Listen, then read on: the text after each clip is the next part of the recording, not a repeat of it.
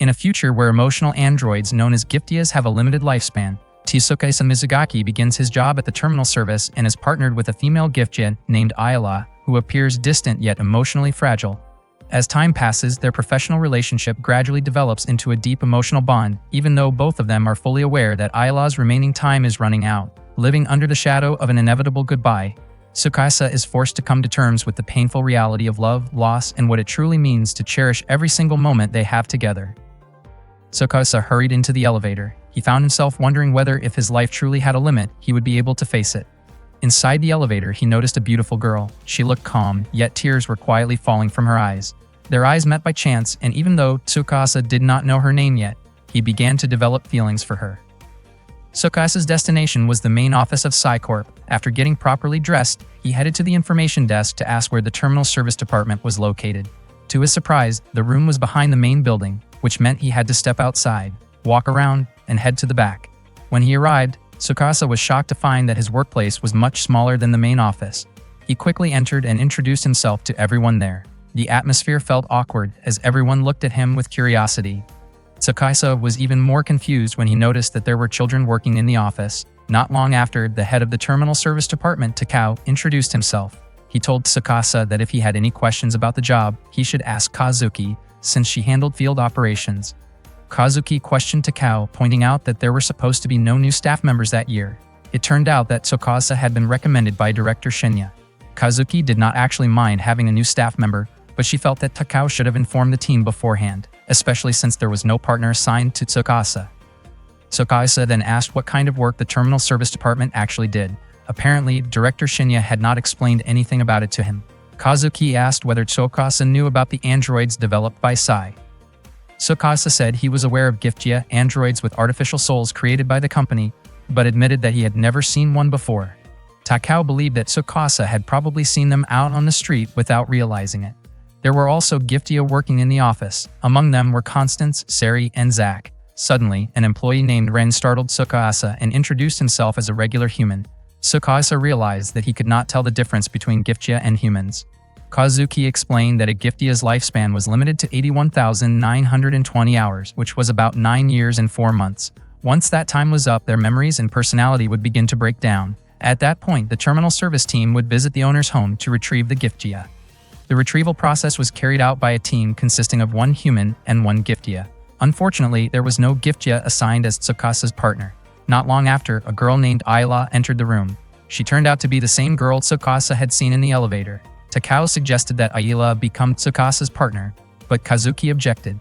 Takao insisted that Ayla was highly experienced and the top retriever. Kazuki became upset, believing that sending Ayla into the field was not a good idea. Surprisingly, Ayla accepted the assignment, which left everyone else confused. Tsukasa could not understand why Kazuki was being so overprotective. After changing his clothes, he approached Ayla. They introduced themselves, and Tsukasa asked what she had been thinking about in the elevator earlier. Unfortunately, Ayla did not understand his question. Suddenly, Zack appeared and told Michiru that it looked like Tsukasa liked Ayla since he had been holding her hand the whole time. Michiru called Tsukasa inexperienced and warned Ayla to be more careful, as she believed Tsukasa might be misunderstanding the situation. Tsukasa denied it, but Michiru had already been assigned to train him. The 4 of them soon got into a car and headed to their destination. Along the way, Michiru asked Tsukasa about his age, and it turned out that he was 18 years old. Zack mentioned that Michiru was 17, which annoyed her. She quickly emphasized that even though Tsukasa was older, she was still his senior at work, so he needed to follow her instructions. Zack added that Michiru had only been working there for a year and even brought up how Kazuki had scolded her before. Hearing that, Michiru snapped at Zack. Tsukasa then asked Ayla why both Giftia and humans were required for the job. He learned that their roles were divided into marksman and spotter. The Giftia handled negotiations with the owners, while the human acted as the spotter, supervising their partner's actions. Tsukasa was surprised to realize that his role was mostly observational. Zack commented that Tsukasa had joined them without even understanding the job. Tsukasa then asked Ayla if there was any kind of manual, since he still did not understand the work at all. Ayla handed him a book and explained that the job did not really make someone feel accomplished because in the end, their task was to erase memories. Unexpectedly, the book Ayla gave him turned out to be her personal diary. Not long after that, they arrived at their destination. Their next retrieval target was named Edward. His owners were Hajime and Mari, and the deadline was set for 6 p.m. Tsukasa wondered whether Zack could handle it, but Michiru explained that every Giftia was equipped with strong negotiation skills. Zack rang the doorbell and greeted Hajime and Mari politely. He explained that he had come to retrieve Edward.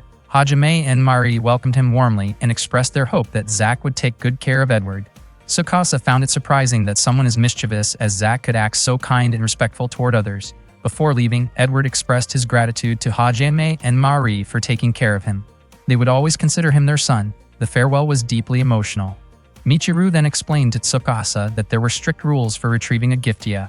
First, the owner had to sign a consent form, and second, the owner had to be present during the retrieval. Zack proceeded to erase Edward's memories, and Hajime and Mari were heartbroken as they watched him leave. Tsukasa asked why the owner needed to be present during the retrieval. Michiru clarified that it was related to protecting privacy.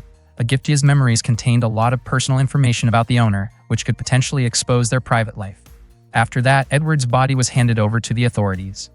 Tsukasa noted that there did not seem to be anything physically wrong with Edward, but Michiru explained that Edward's memories had already become unstable, and his personality would completely disappear within 12 hours. She made sure Tsukasa understood the responsibilities of the job, adding that he would be assigned 3 retrievals that week. Tsukasa thought the job sounded easy, but Michiru called him inexperienced and reminded him that not all owners were willing to sign the consent form. They then headed to the next house.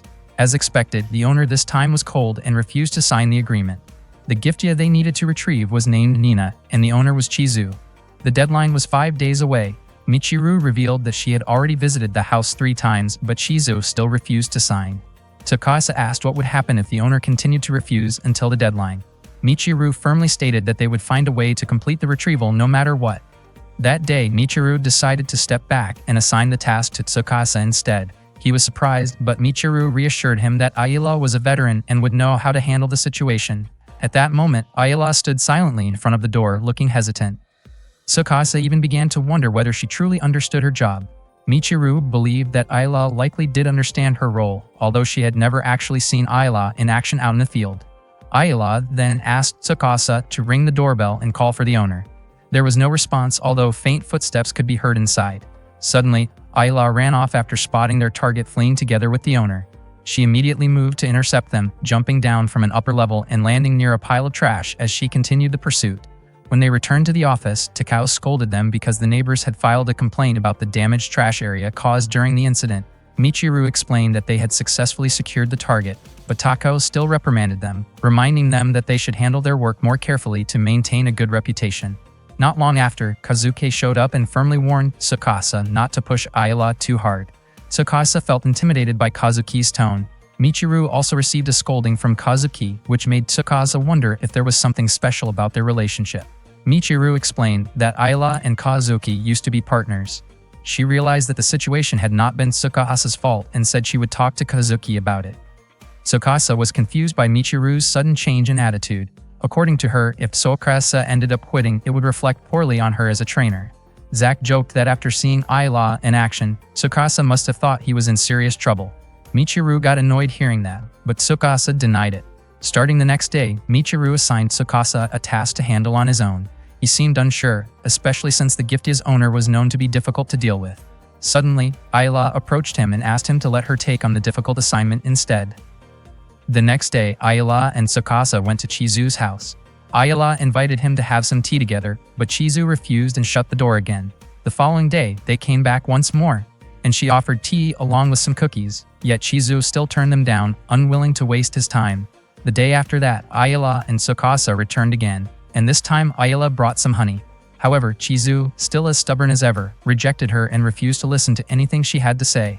Later that day, Ayala was watering some plants when Tsukasa asked Michiru whether Ayala might be feeling discouraged.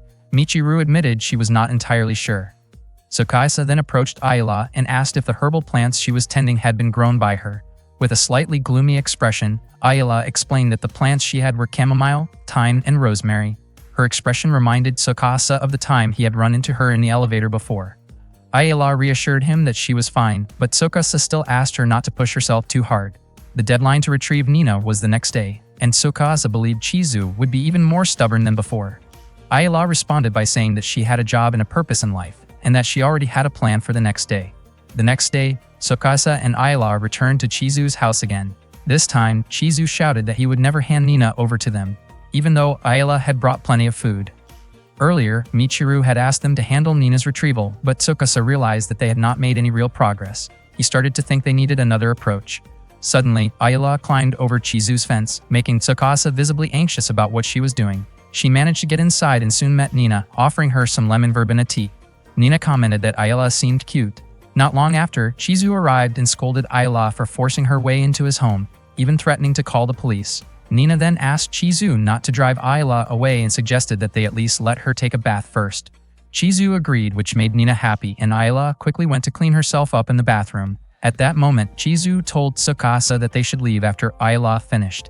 Tsukasa offered an alternative solution, suggesting replacing Nina's OS with a new one in the same body, allowing her to stay with Chizu but with completely different memories and personality. This suggestion angered Chizu. He insisted that Nina was his only family, and no matter what happened, he wanted to stay with her.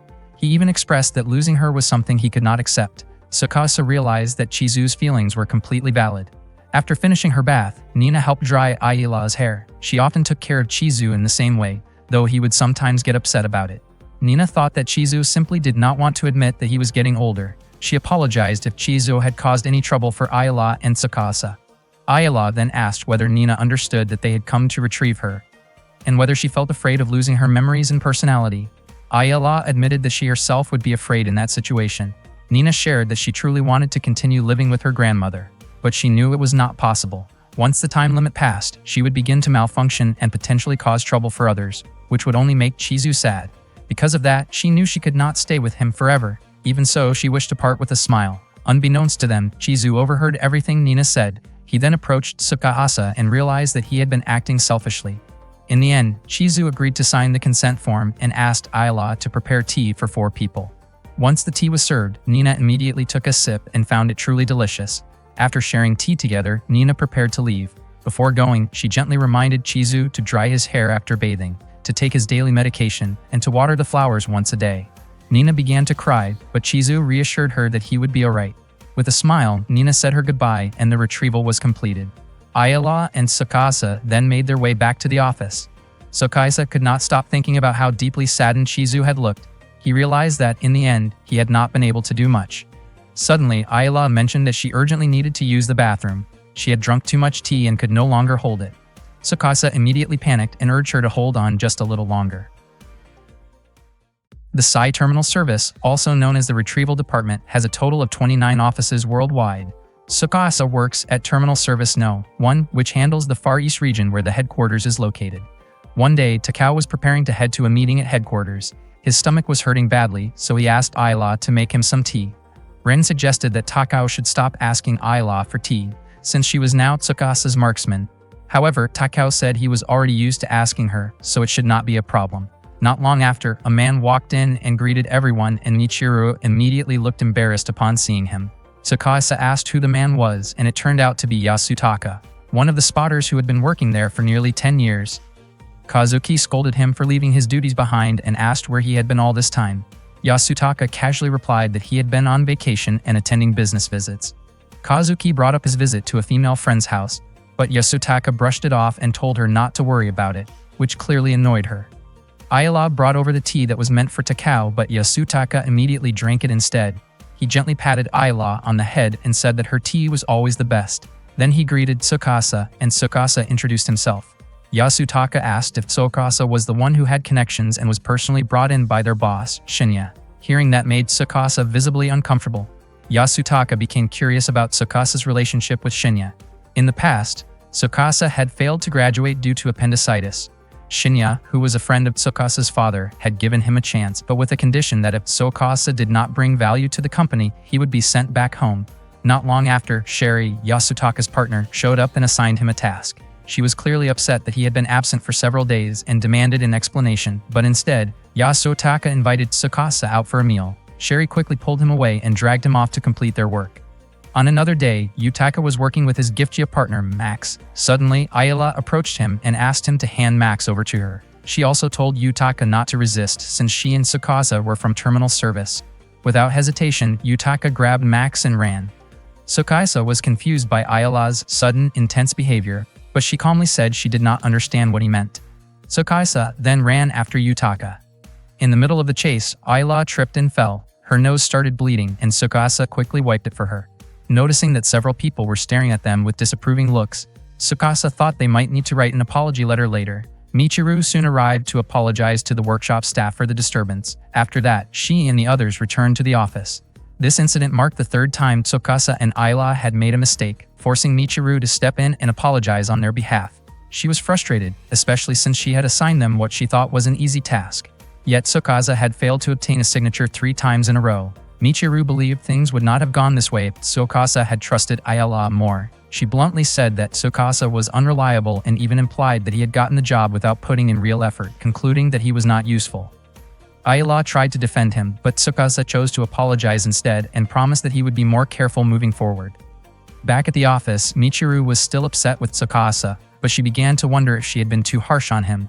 Zack commented that Michiru often spoke at length without thinking things through, only to regret it afterward. Yasutaka then asked if she had argued with Tsukasa, but Michiru denied it. He teased that maybe she was feeling conflicted because she liked Tsukasa. Michiru firmly rejected that idea, saying there was no way she and Tsukasa could have that kind of relationship. Yasutaka kept teasing her until she became irritated. Out of nowhere, Kazuki asked Michiru what she thought about Ayla. Michiru replied that Ayla seemed fairly ordinary. That afternoon, Tsukasa was standing by a vending machine buying a drink. Out of nowhere, Kazuki showed up, called out to him, and asked if he could spare some time after work. Tsukasa didn't really have a choice and ended up agreeing. Later that night, Kazuki took him to a bar for some drinks. She found it strange that Tsukasa wasn't drinking at all. He explained that he wasn't old enough to drink yet. When Kazuki asked whether he was getting used to working with Ayla, Tsukasa hesitated. Kazuki quickly picked up on that and figured he was probably unsure about Ayla's way of thinking. Tsukasa then asked Kazuki to tell him more about Ayla, since she used to be Ayla's partner. However, Kazuki said that even if she shared everything, it wouldn't really change anything, and that things between Tsukasa and Ayla were something they had to figure out on their own. She admitted that she felt guilty for pairing Ayla with him, knowing that Ayla was the reason things had become complicated. Even so, Kazuki described Ayla as someone special, and she hoped Tsukasa could grow closer to her. She laughed awkwardly afterward, realizing she might not be in the position to say something like that. Deep down, Kazuki actually wished she herself could be closer to Ayla. Then, half-jokingly and clearly tipsy, she accused Tsukasa of being a lolicon and tightly grabbed his hand. Tsukasa winced in pain and immediately denied the accusation. Kazuki, now visibly irritated, started venting. She mentioned that Takao, the section chief, and Shenya, the boss, wanted to improve efficiency and other things, but none of it had worked out yet. She complained that she still hadn't found any answers and couldn't understand why she had to learn about methods related to memory disposal. Her words left Tsukasa deep in thought. As Kazuki became heavily intoxicated, she suddenly pulled Tsukasa into a tight embrace. Not long after, Yasutaka arrived and greeted them. It turned out he was a regular at the bar. Suddenly, Kazuki collapsed and lost consciousness.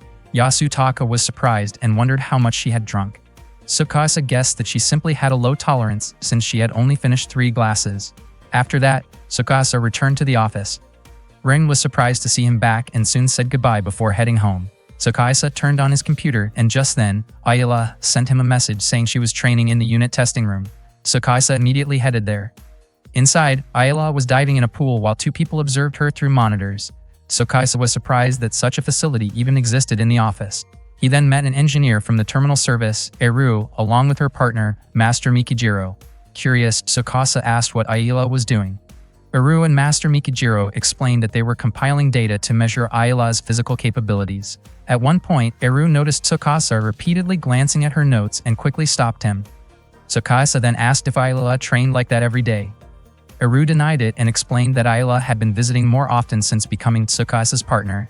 She also mentioned that Ayla had seemed more tense lately and needed extra care. Eru hoped Ayla could get some rest, especially after spending so much time serving tea and then suddenly being sent back into fieldwork. Master Mikijiro interrupted Eru, pointing out that she had been talking too much.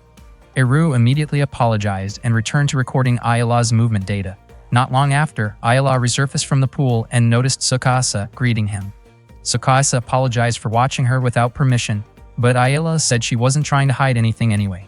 He asked why she was training so intensely, assuming she was worried about their work. Ayla admitted that ever since returning to field duty, her body hadn't been moving properly. She felt that she was only becoming a burden to Tsukasa. Tsukasa reassured her, saying it was probably just a matter of time before her body adjusted again.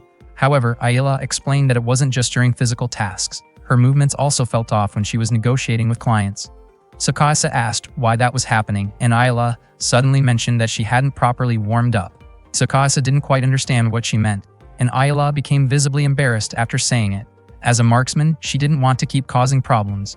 She even said she would be willing to disband their team if Tsukasa ever got tired of her. In response, Tsukasa quickly finished the tea Ayla had prepared and explained that he believed in following the manual since it was important for work. From that point on, he tried searching for guidance in the manuals, but it seemed pointless because none of them offered specific answers for their situation. In the end, he realized he would just have to adapt to whatever came their way. Tsukasa then offered to handle negotiations himself. Even though a spotter's role was to supervise the marksmen, he believed that since they were a team, they should support each other. He promised to help Ayla until she could adjust again. He encouraged her to give it a try, and Ayla agreed. Tsukasa decided that he would create his own kind of manual moving forward. After that, Ayla excused herself to go to the restroom. Before leaving, she thanked Tsukasa and promised that she would keep trying her best. Meanwhile, Tsukasa quietly encouraged himself to stay determined as well. That night, Michiru could not stop thinking about Tsukasa. She felt like the team made up of Tsukasa and Ayla was not reliable. The next morning, she greeted Ayla and asked what she thought about Tsukasa. Tsukasa gave her a sharp look, and Michiru quickly clarified that she did not mean anything strange by asking. She simply wanted to know if Ayla felt uncomfortable being partnered with him, since lately it seemed like Ayla had been pushing herself too hard. Michiru suggested that Ayla should refuse to be Tsukasa's partner if she truly could not handle it. However, Ayla firmly insisted that there was nothing to worry about, emphasizing that everything that had happened was her own fault and that Tsukasa was not to blame at all. Michiru grew irritated and found it hard to believe that Ayla had no fault whatsoever. Ayla quietly expressed her hope that Michiru would not get angry at Tsukasa. Not long after, Michiru noticed Tsukasa talking with Constance. She walked over and asked what they were discussing. Constance explained that Tsukasa had asked a rather unusual question. He wanted to know what someone should be thinking about during negotiations with a Giftia's owner. Hearing that, Michiru scolded him. She explained that Giftias have hearts, just like their owners, and that their job was not simply about retrieving them. If they treated it that way, they would only cause more pain.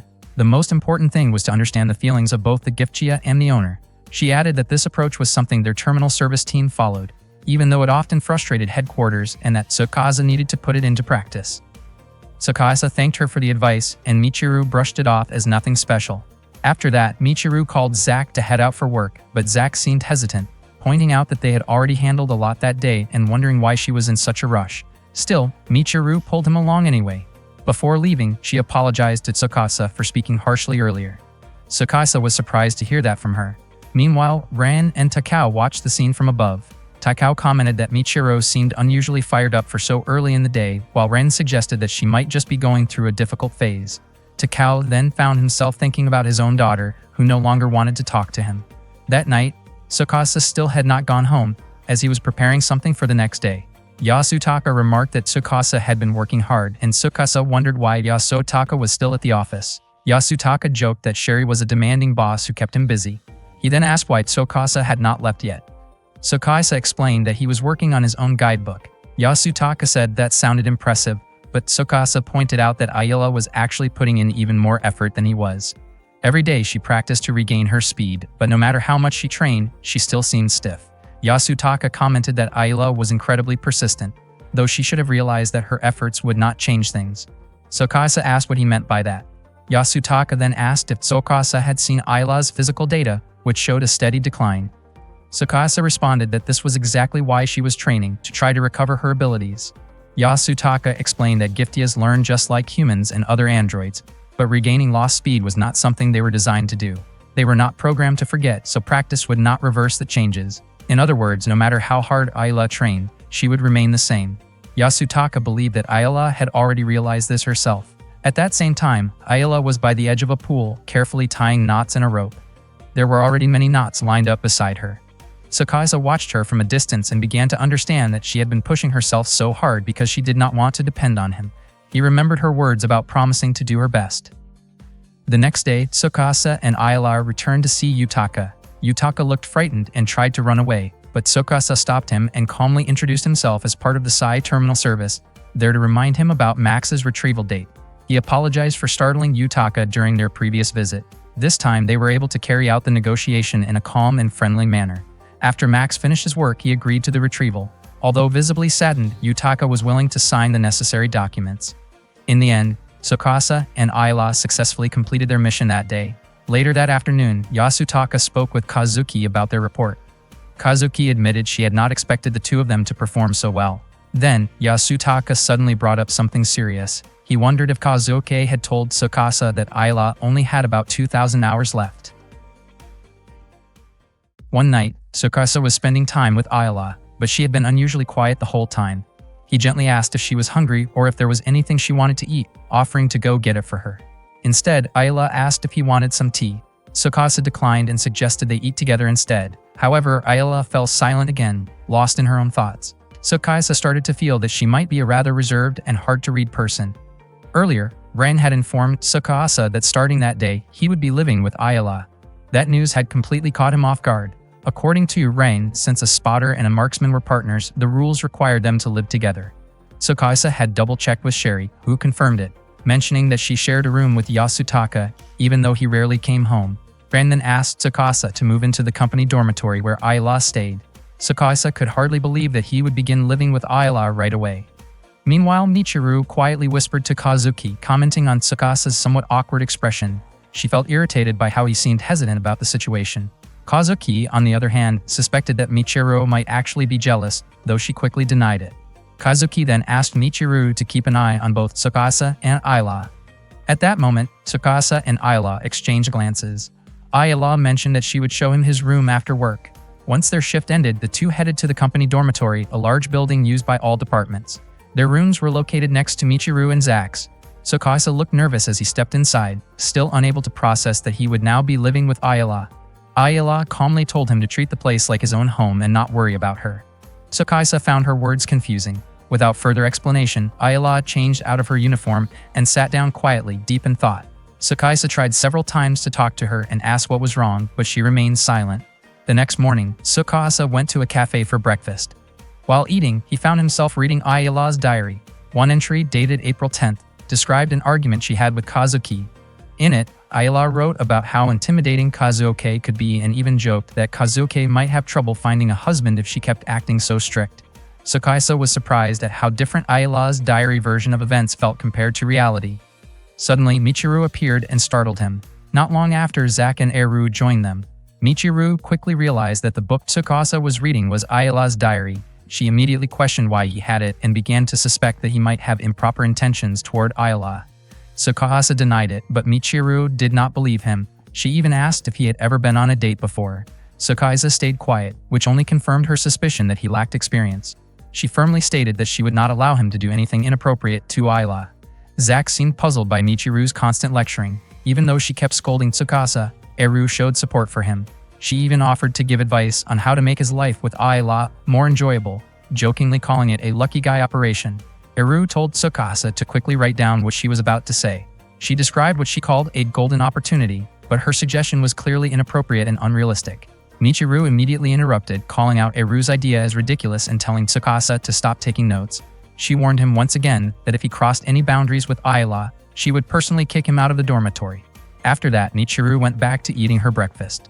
Tsukasa began to feel like he was in serious trouble. Eru then said that since she had given him advice, she expected something in return. She asked Tsukasa to convince Ayla to wear a dress that she had made. According to Eru, Ayla had never accepted gifts from anyone before, even though Eru had tried many times without success. Later, Tsukasa returned to his room. For a brief moment, he considered opening the bathroom door, remembering Eru's suggestion, but he quickly stopped himself. Suddenly, Ayla came out of the bathroom, startling him. Tsukasa immediately insisted that he had not seen anything. Ayla did not respond and simply continued getting dressed. At the office, Tsukasa seemed unusually unmotivated. Ren noticed and asked if he was having trouble adjusting to life in the dormitory. Tsukasa admitted that he could not understand what Ayla was thinking. Shortly after, Ayla quietly served him tea and then walked away, leaving him surprised by her distant behavior. Tsukasa later explained to Ren that Ayla tended to ignore him while they were in their room. Ren suggested that Tsukasa should try to show that he was dependable. If he could prove himself as someone she could rely on, Ren believed that Ayla would eventually open her heart to him. While in his room, Tsukasa tried to talk to Ayla, who was sitting quietly by herself. However, she refused to respond to him. Trying to distract himself, he started doing pull-ups and lifting a barbell with enthusiasm. Unfortunately, he lost control and the barbell slipped, crashing into the wall and damaging it. Hearing the loud noise, Michiru immediately came to check on him. She was clearly annoyed when she saw Tsukasa without a shirt and assumed he was acting inappropriately. The next day, Tsukasa shared the incident with his coworkers. Takao warned him to stop putting on those overly macho displays in his room, explaining that what he really needed was better communication. Meanwhile, Rain quietly whispered to Zack, pointing out that Takao himself seemed troubled lately because his daughter found him intimidating. Zack even mentioned how Takao's daughter had asked for her father's laundry to be separated. Despite that, Takao still offered Tsukasa several pieces of advice, confidently assuring him that things would work out if he followed them. Back in the dorm room, Ayala once again sat quietly, lost in thought, while Tsukasa prepared to cook. Earlier, Takao had told him that a man who could cook was impressive. Tsukasa asked Ayala to try his cooking later, feeling confident because he had followed Takao's instructions. However, things quickly went wrong when the flames suddenly flared up. Panicking, Tsukasa shouted, which triggered the automatic fire extinguisher. Hearing the commotion, Michiru rushed over again. Tsukasa, still panicked, asked her how to turn off the system. The following day, Tsukasa told everyone about what had happened. Constance encouraged him not to stay discouraged and asked what he thought he should do next. When Tsukasa turned the question back to him, Constance suggested that being gentle with Ayala was important. Since Ayala enjoyed going out, he believed that becoming a good companion for her trips might help improve their relationship. Later in the dorm, Ayala once again sat quietly before heading to the bathroom. Tsukasa noticed her clothes scattered on the floor and tried to pick them up so she would not trip over them. While doing so, he slipped, rolled, and bumped into the wall. Hearing the noise, Michiru came to check again, only to witness another situation that made Tsukasa seem suspicious in her eyes. The next day, Constance suggested that Tsukasa try giving Ayala flowers. Tsukasa followed the advice, bought some flowers, and gave them to her. However, bee suddenly flew out from the bouquet. Startled, Tsukasa tried to chase it around the room. Once again, the noise brought Michiru over. When she saw the bee land on Tsukasa's nose, she immediately reacted and swatted it away. The next day, Rain suggested that Tsukasa try wearing something different to gain Ayala's trust. Tsukasa ended up wearing a dress made by Aru. He asked Ayala for her opinion on his appearance and even struck a pose like a hero protecting the world. Unfortunately, he lost his balance, hit a table, and fell. As expected, Michiru came to check on the disturbance once again. The following day at the office, Tsukasa told everyone about the previous night. Yasutaka pointed out that Tsukasa might not actually be at fault, since he had not yet learned how to understand a girl's feelings. He suggested a questionable secret technique, but Tsukasa did not seem convinced. That night, Tsukasa tried once more to talk to Ayala, but she simply offered him some tea instead. He nodded and she went to prepare it. Suddenly, Ayala stumbled, and Tsukasa quickly caught her. They ended up in an awkward position as he supported her. For a brief moment, Tsukasa remembered Yasutaka's advice, but he chose not to follow it. Hearing the noise again, Michiru came to check the room. She could not understand why Tsukasa caused disturbances almost every night. Seeing the situation, she became upset and scolded him. The next day, as usual, Tsukasa shared the story with his coworkers. Zack showed understanding, recognizing how challenging it could be for Tsukasa to live together with a girl. Kazuki asked Tsukasa to talk for a bit. She realized that he still hadn't been able to get close to Ayala, and she understood that it wasn't really his fault since Ayala sometimes acted that way around others. Tsukasa admitted that he didn't understand the reason behind it. Kazuki had a feeling that Ayala was trying to act more like a machine than a person. She suggested that Tsukasa invite Ayala to go out during their day off. Tsukasa was sure that Ayala would turn him down, but Kazuki advised him to just be honest about what he wanted to do with her and not force anything. She believed that he and Ayala could actually make a good match. Kazuki said this based on her 6 years of living with Ayala. She also told Tsukasa that she was counting on him, though she added half-jokingly that he should not get too carried away with Ayala. Tsukasa agreed to do his best. While sitting in the car, Tsukasa kept thinking about what he should say to invite Ayala out. Not long after, Ayala arrived and startled him a little. They quickly headed to their next Giftia retrieval location. On the way, Tsukasa asked if she would accompany him the next day to look for a gift for a coworker. To his surprise, Ayala immediately agreed. The next day, they went to the city center. Even though Tsukasa had successfully invited Ayala out, he still had no idea what he should actually do. He found it odd that Ayala was wearing her uniform and asked if she had any other clothes. They then headed into a clothing store. Tsukasa asked Ayala to try on some outfits, and she questioned why she needed to do that. He explained that his coworker had a similar size to her. Inside the fitting room, Ayala struggled to put on the clothes and asked Tsukasa for help.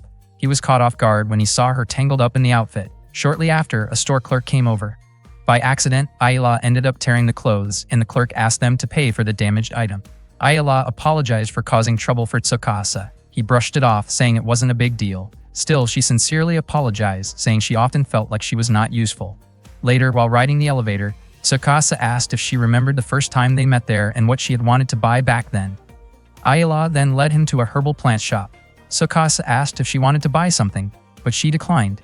He started thinking that maybe a herbal plant would make a good gift. When he asked Ayala to recommend the best one, she said her opinion didn't really matter and instead asked about his coworker. Tsukasa described the coworker as someone who didn't talk much, tended to be alone at home, and barely ate, to the point where he was not even sure if she ate at all. However, he also mentioned that she was very good at the things she liked. Ayala commented that the person sounded a bit difficult, but Tsukasa laughed it off and disagreed. In the end, Ayala picked a herbal plant that suited the coworker's personality.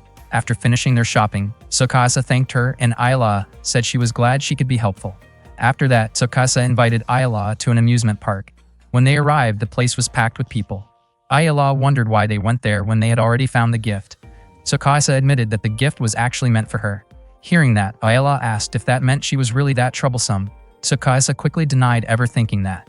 She then asked why he wanted to give her a gift. Tsukasa explained that it was to celebrate them as partners. Ayala responded that while they were indeed partners, their relationship was strictly professional. Tsukasa asked her not to see it that way because he wanted to spend time with her outside of work and create meaningful memories together. Suddenly, Ayala said she couldn't continue with that idea, explaining that she was not created to spend time like that with humans. She became emotional and decided to go home. Tsukasa felt guilty and couldn't understand why she reacted that way. He found himself confused about how to grow closer to her.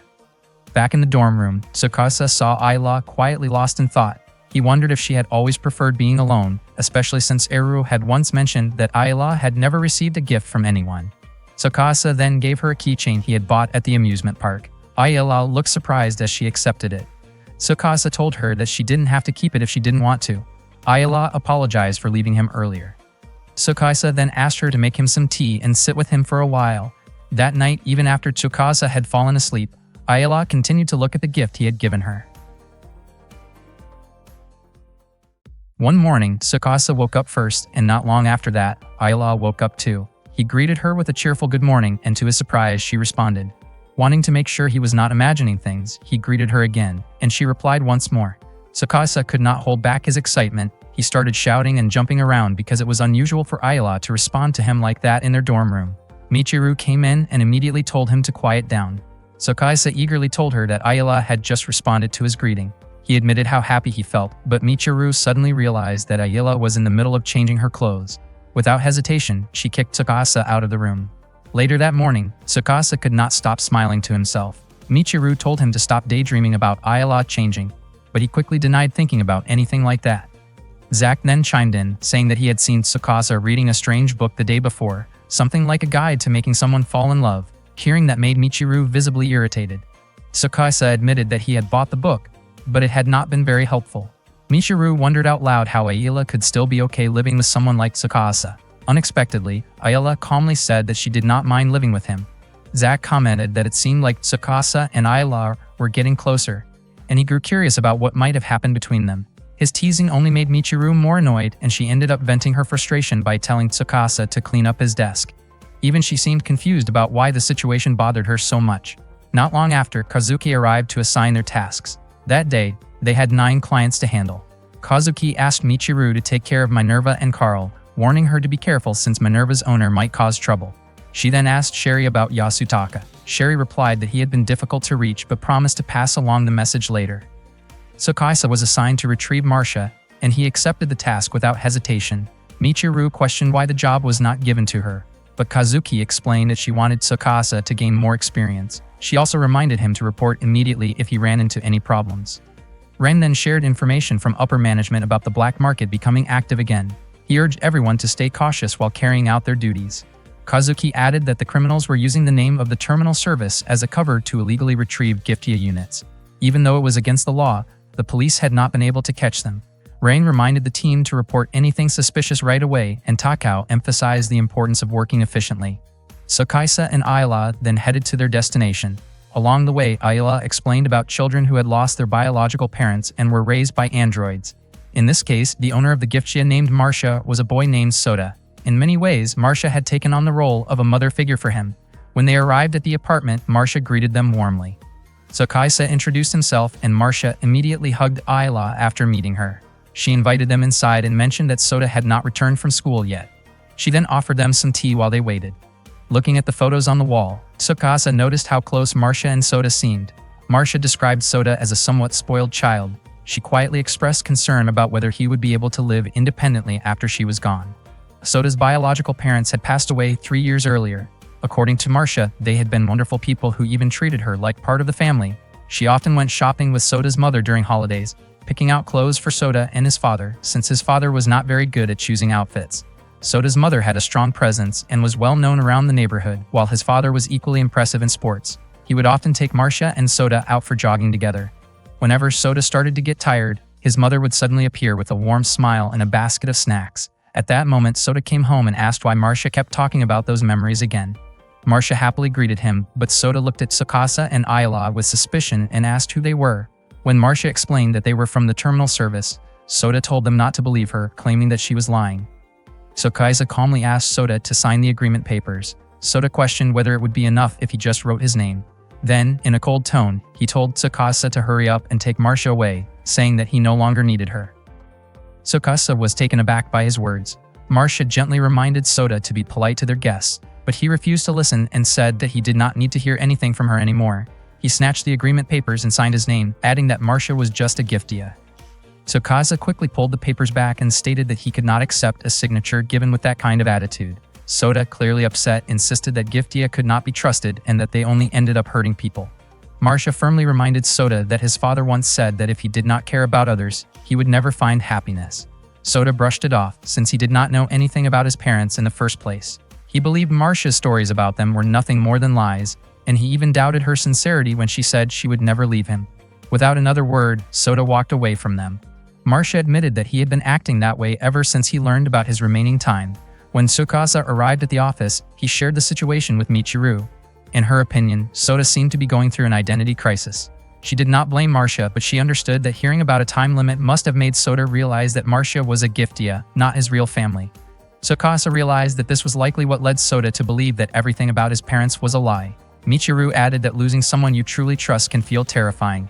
When Tsukasa asked what they could do, Michiru suggested that the solution might be helping Sota believe in what he truly loved. She even offered to help Tsukasa, which made him very grateful. However, when Ayla suddenly arrived with tea, Michiru abruptly changed her mind, leaving Tsukasa confused about what had just happened. On that same day, a meeting was being held by the leader, Shinya, along with the heads of the terminal services. He acknowledged that most of them had been working hard to reduce expenses, except for Takao, the head of terminal service No-Own. Shinya pointed out that Takao's department had spent nearly 5 times more than the others. Takao promised to improve efficiency and explained that the budget had been used to enhance service quality and employee wages. Shinya was not interested in hearing any more explanations. He instructed Takao to prepare a detailed route plan before the next meeting and warned that if there was no improvement, he would take action himself. As the meeting ended, the other department heads quietly recognized how difficult Takao's position was and that his role could be at risk. Later that day, Tsukasa and Ayla returned to Sota's house and looked through his family photo album.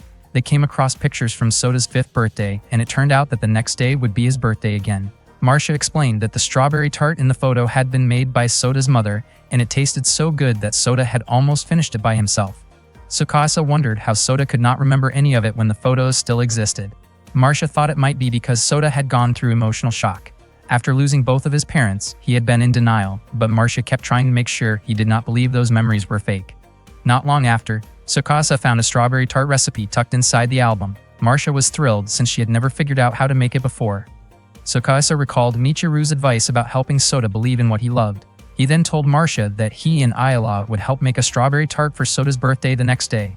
Marcia happily agreed with the idea and planned to decorate the entire room, recreating the warm smiles seen in the photos. She even asked Ayla to show her a smile, saying that Ayla would look even sweeter if she smiled more.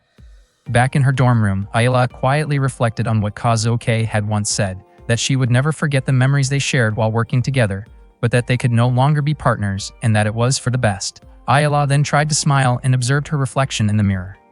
The next day, Ayla asked Tsukasa if their plan would really make Sota happy. She was ready to follow whatever decision Tsukasa made. Soon after, Sota left the house for school. while Tsukasa and Ayala prepared to carry out their plan. On his way, Sota noticed a young child happily spending time with his mother. Michiru approached him and introduced herself. She explained that she had also been raised by a Giftia, so she understood how he felt. She encouraged Sota to trust his memories, especially those from the past 3 years, believing that he still remembered them.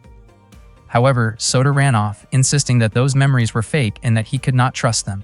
Meanwhile, Tsukasa, Ayala, and Marcia started their cooking session. Marcia asked Tsukasa about his experience in the kitchen. He admitted that just the day before he had tried making a flambe but ended up burning it. Not long after, the doorbell rang and Marcia quickly went to answer it.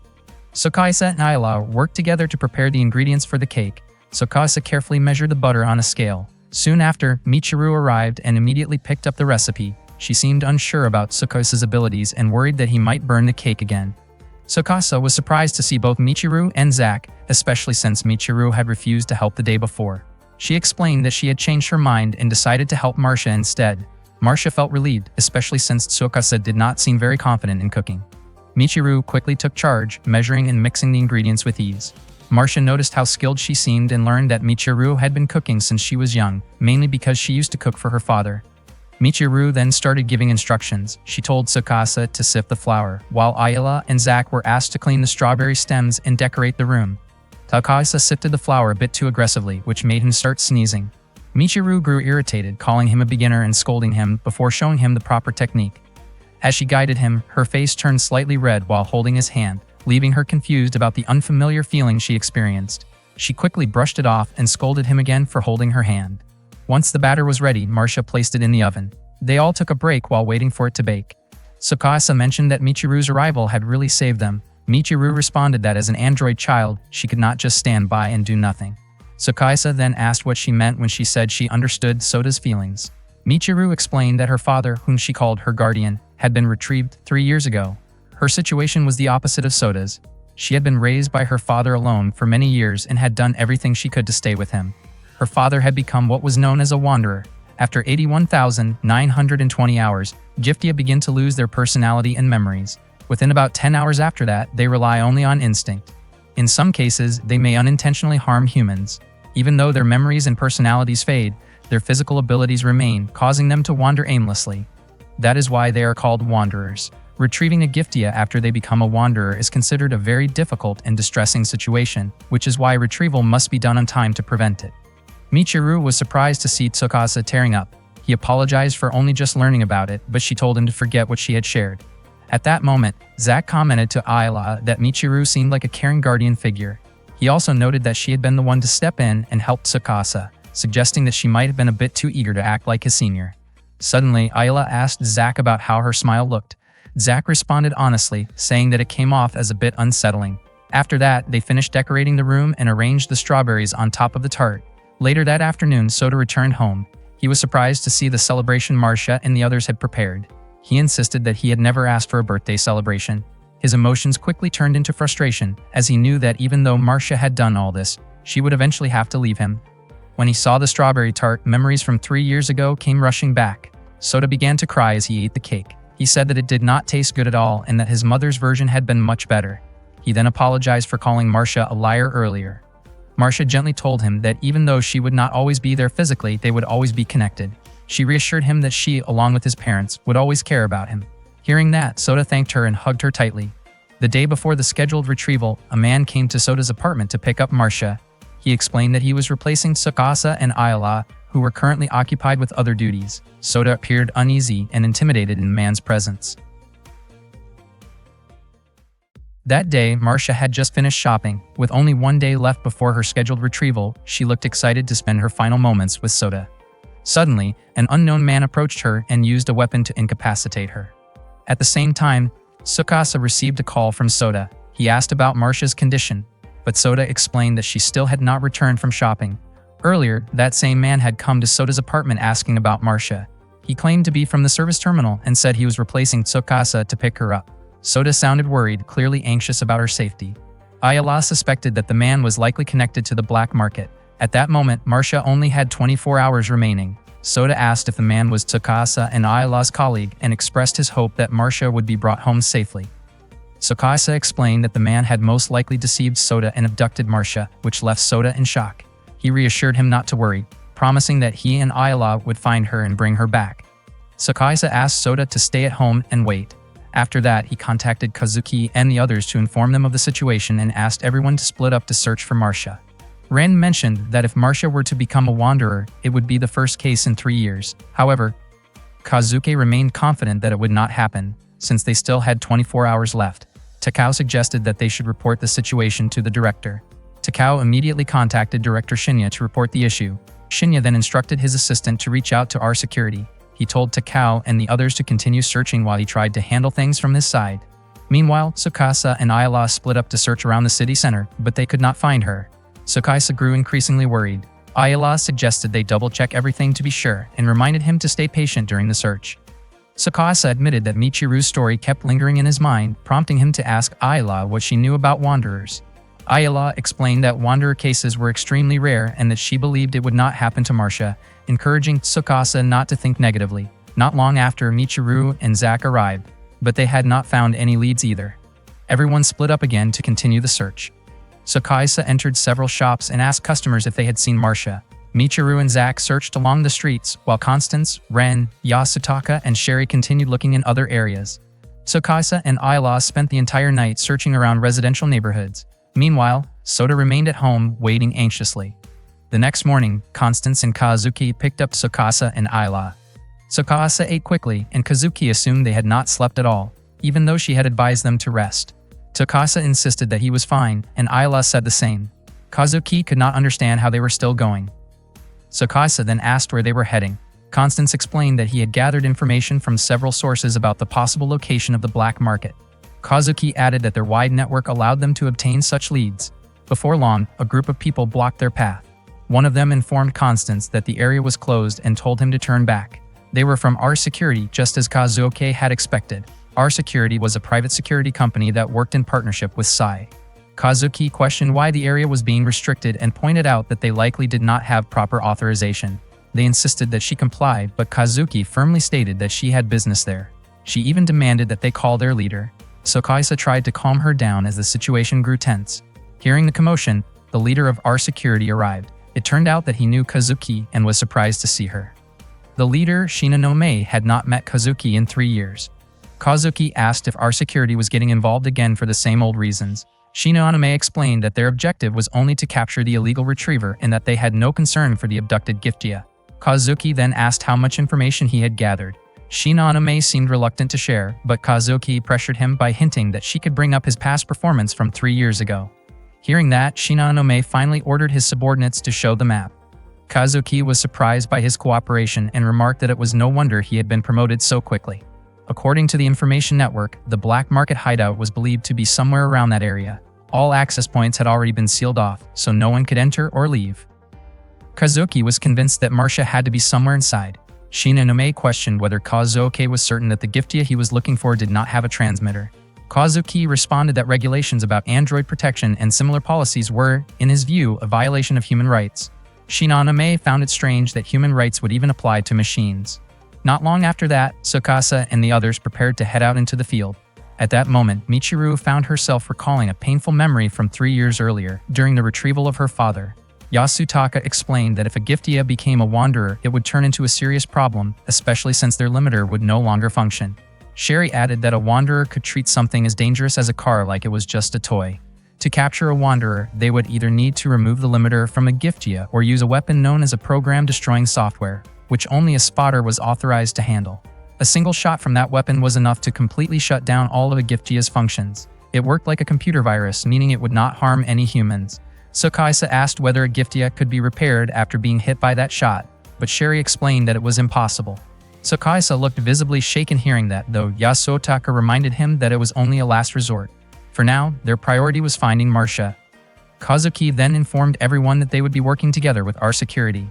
Hearing this immediately upset Michiru, who could not understand why they had to cooperate with them. Kazuki told Michiru to stay strong and explained that R Security's goal was only to apprehend illegal retrievers. He made it clear that he would not allow R Security to lay a hand on Marcia. Kazuki planned to gather more information from Riho at R Security and reassured everyone that they would bring Marcia back safely. With that, the team split up to search for her. Before they left, Kazuki suddenly asked Tsukasa if he truly trusted Ayla. Constance then wondered if Kazuki thought Ayala should no longer return to fieldwork. Kazuki admitted that he had a feeling the incident from 3 years ago might repeat itself. Michiru still could not hide her frustration about having to work with our security. Tsukasa asked why she felt so strongly about them. Michiru explained that our security treated Giftia like mere objects, and in the past, they had even caused serious injury to Kazuki's leg. Tsukasa then asked if this had anything to do with her father. Zack stepped in and told Tsukasa to stop pretending he did not understand. Michiru bluntly called Tsukasa clueless and began explaining what had happened. Back then, Kazuki had been assigned to retrieve Michiru's father after he became a wanderer. However, Michiru refused to let her father be taken, so she ran away with him. When Kazuki arrived to carry out the retrieval, members of our security suddenly showed up and ordered them to step away from the Giftia.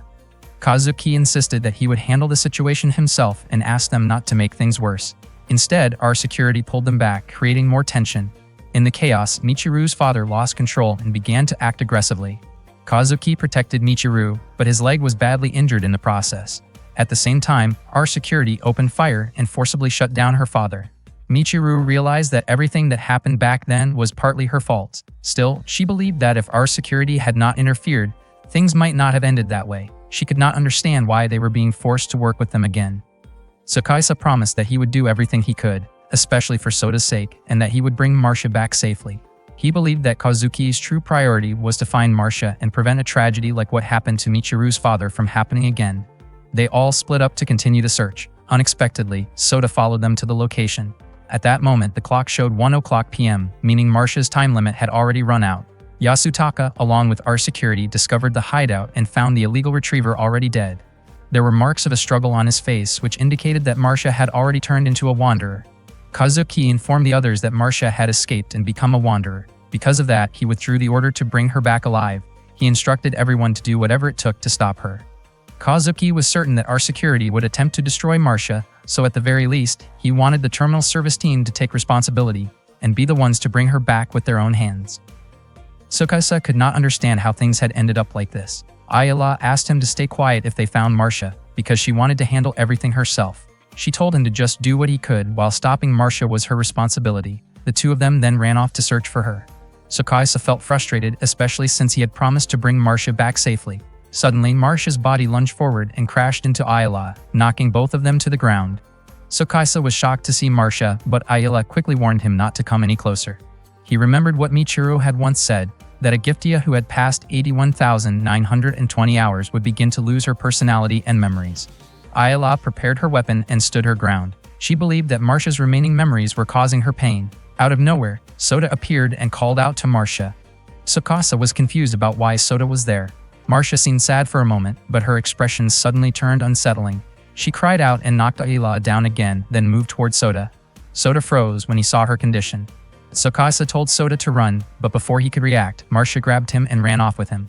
Tsukasa immediately reported to the others that he had found Marcia in District B4 and that she had taken Soda. Kazuki was shocked to hear that Soda was involved and quickly asked about Ayala's condition. Tsukasa admitted that she was not doing well. Kazuki told them to hold on, saying she would send technicians right away. She also reminded Tsukasa not to let Ayala push herself too hard. Michiru and Zack quickly headed toward District B4. Tsukasa grew worried about Soda, knowing they could not just stand there and wait. Ayala insisted that she was fine and asked him to go after Marcia together, but Tsukasa refused to let her overexert herself. When Ayala tried to stand, she stumbled and nearly fell. She did not want to hold him back, so she asked him not to take over her role, reminding him that they were a team. Tsukasa gently supported her as they continued searching for Marcia. He began to realize that Ayala truly wanted to make Soda happy. From Ayala's perspective, having beautiful and joyful memories did not always lead to a happy ending. The more precious a memory was, the more painful and frightening it could become, both for the one leaving and the one left behind. Tsukasa finally understood that this fear was what made Ayala hesitate to create memories in the first place. Meanwhile, Kazuki stopped Shinonome, who had been monitoring the Wanderer situation. Shinonome insisted it was his responsibility, but Kazuki refused and asked him to give the terminal service team a chance to handle it. Shinonome protested, but Kazuki immediately brought up the injury in his leg as leverage. Annoyed that she kept mentioning it, he reluctantly agreed to give them 30 minutes. Tsukasa and Ayala eventually found Marcia again. Ayala looked weak and Tsukasa stepped forward, ready to handle the situation himself. Ayala warned him that it was dangerous, but Tsukasa told her not to worry. He approached Marcia and tried to talk to her. He promised that he would save her and protect Sota. He hoped that if even a small part of her memories remained, she would listen. He reminded her of how she had always protected Sota and stayed by his side. Marcia seemed to struggle as those memories surfaced. Tsukasa reached out his hand and asked her to take it, hoping to bring everything to a peaceful end. Just as it seemed like he might succeed, Sota suddenly regained consciousness and called out to her. In that instant, Marcia's behavior shifted again, and she lifted Sota off the ground. Tsukasa was shaken as he saw Sota struggling and in distress. Left with no other choice, he raised his weapon and aimed at Marcia. It broke his heart, especially knowing how meaningful their shared memories had been, but he felt forced to act. Just as he pulled the trigger, Ayla suddenly jumped in front of him. The next day, Ayla did not come to the office as usual. Kazuki and Ayla used to be on the same team. They were very close and even went to an amusement park together. One day, during a mission to capture a wanderer, Ayla suddenly weakened. Without waiting for backup, Kazuki chose to go into the field alone. Afterward, Ayla felt deeply sad and guilty when she learned that Kazuki had been injured during the capture, to the point that he had to undergo an amputation. After Kazuki recovered, Ayla apologized to him while they were talking at the amusement park. Kazuki said that he would never forget the memories they shared while working together. But he also made it clear that he did not want to be Ayla's partner anymore. After that, he left their dorm room, leaving Ayla visibly heartbroken. On that day, Ayla woke up in the infirmary. At the same time, Kazuki thanked the terminal service team for their help in handling Marcia's case. Even though the outcome was difficult, at least they had managed to prevent civilians from getting involved in the incident. Takao relayed a message from Director Shinya, saying that they were able to track down the black market's hideout thanks to assistance from our security. Kazuki said that he could not blame Tsukasa and Ayla for what had happened, since it was an accident. Earlier, Tsukasa had been forced to shoot Marcia's body in order to protect Sota, who was being choked. Marcia weakened and collapsed, and not long after that, Ayla also lost consciousness. Tsukasa kept thinking about the incident, which left him lost in thought. Kazuki explained that even though Tsukasa and Ayla were not at fault, the situation was still considered a loss for the team. Because of that, Tsukasa was assigned to office work until Ayla was able to return to the field. From that day on, Tsukasa spent his time handling office duties. At night, he went to the infirmary to stay by Ayla's side. When Ayla woke up, she saw Tsukasa asleep nearby. Mikijiro approached and mentioned that Tsukasa had insisted on staying with her, describing him as stubborn. After checking the monitor, Mikijiro said that Ayla would be able to move again the next day, although her treatment would still take a few more days. After Mikijiro left, Ayla looked at Tsukasa as he slept. She remembered Kazuki's words about no longer wanting to be her partner. Gently, she brushed Tsukasa's head. Not long after, Tsukasa woke up thinking it was already morning. Ayla told him it was still late at night and suggested that he should rest in the dorm instead. Tsukasa expressed how relieved he was that Ayla was okay. She had been asleep for 2 full days, and he mentioned that Mikijiro had warned him not to get too close to her. Still, Tsukasa admitted that he had been very worried. Ayla asked about Marcia and Sota, and Tsukasa explained that Kazuki and the others had helped him handle everything. Ayla apologized for not being able to do anything and asked if Tsukasa was alright. Tsukasa thanked her for worrying about him. He smiled and said that he was fine. Ayla could not understand how he was still able to smile because the memory of what happened to Marcia and Sota kept replaying in her mind that night. The next day, Eru reminded Ayla that she had not fully recovered yet and asked her to return to the infirmary after work. Eru was very enthusiastic and said she would take great care of Ayla. That morning, Ayla returned to the office and everyone greeted her warmly. Takao asked her to prepare some tea and apologized for always assigning her that task. Not long after, Tsukasa arrived and smiled when he saw Ayla back at work. Suddenly, Yasutaka invited Tsukasa to hang out that evening, joking about making the night fun. Tsukasa replied that he was still underage. Sherry scolded Yasutaka for making such remarks so early in the day. Michiru commented that both Yasutaka and Tsukasa were being inappropriate and warned Zack not to follow their example. Yasutaka grumbled that the girls in the office were difficult to deal with. When he noticed Ayla looking at him, he wondered if she might actually like him. Ayla calmly responded that she had not heard anything he said. Hearing that, Yasutaka dramatically claimed that his heart was shattered. He kept trying to persuade Tsukasa to join him later, while Tsukasa asked him to let it go. Ayla continued watching Tsukasa, so distracted that she accidentally spilled the tea and soaked Takao's documents. After finishing up the cleaning, Ayla returned to her seat. Tsukasa greeted her with a warm smile, mentioning that it felt a little strange since they had gone to the office separately that day, even though they had always gone together before. Out of nowhere, Ayla commented that Tsukasa's smile was beautiful. That caught both Tsukasa and Michiru off guard. Tsukasa looked visibly embarrassed by the compliment, while Michiru seemed genuinely confused. Later, in the student infirmary, Michiru asked Ayala if Tsukasa had done anything unusual to her. She assured Ayala that she would be on her side no matter what. Eru even added that she would not forgive Tsukasa if he had been teasing Ayala. The two of them urged Ayala to explain everything. Ayala admitted that she had been thinking about Tsukasa all the time, and without realizing it, she had started paying attention to him wherever he went, even though she had never really noticed him like that before. Michiru could not quite understand what was going on, but Eru confidently said that it was called love. Hearing that left Michiru shocked. Eru promised that she would help Ayala. In her opinion, they needed to observe Tsukasa more closely to understand his lifestyle. Michiru called it stalking, but Eru brushed it off, saying it was only natural to want to know everything about someone you liked. She even mentioned that she had gone through something similar herself. Eru then made a plan to start observing Tsukasa the next day. Michiru acted uninterested, but when the time came, she still ended up joining Eru and Ayala. The three of them watched Tsukasa from the rooftop using binoculars. Eru wondered what Tsukasa was reading. Ayala believed it was her diary.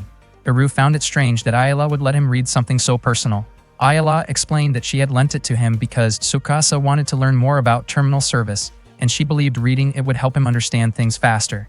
Eru pointed out that a diary usually revealed a lot about a person, and she admitted she was curious enough to want to read it herself. Ayala, however, felt that her diary was not particularly interesting.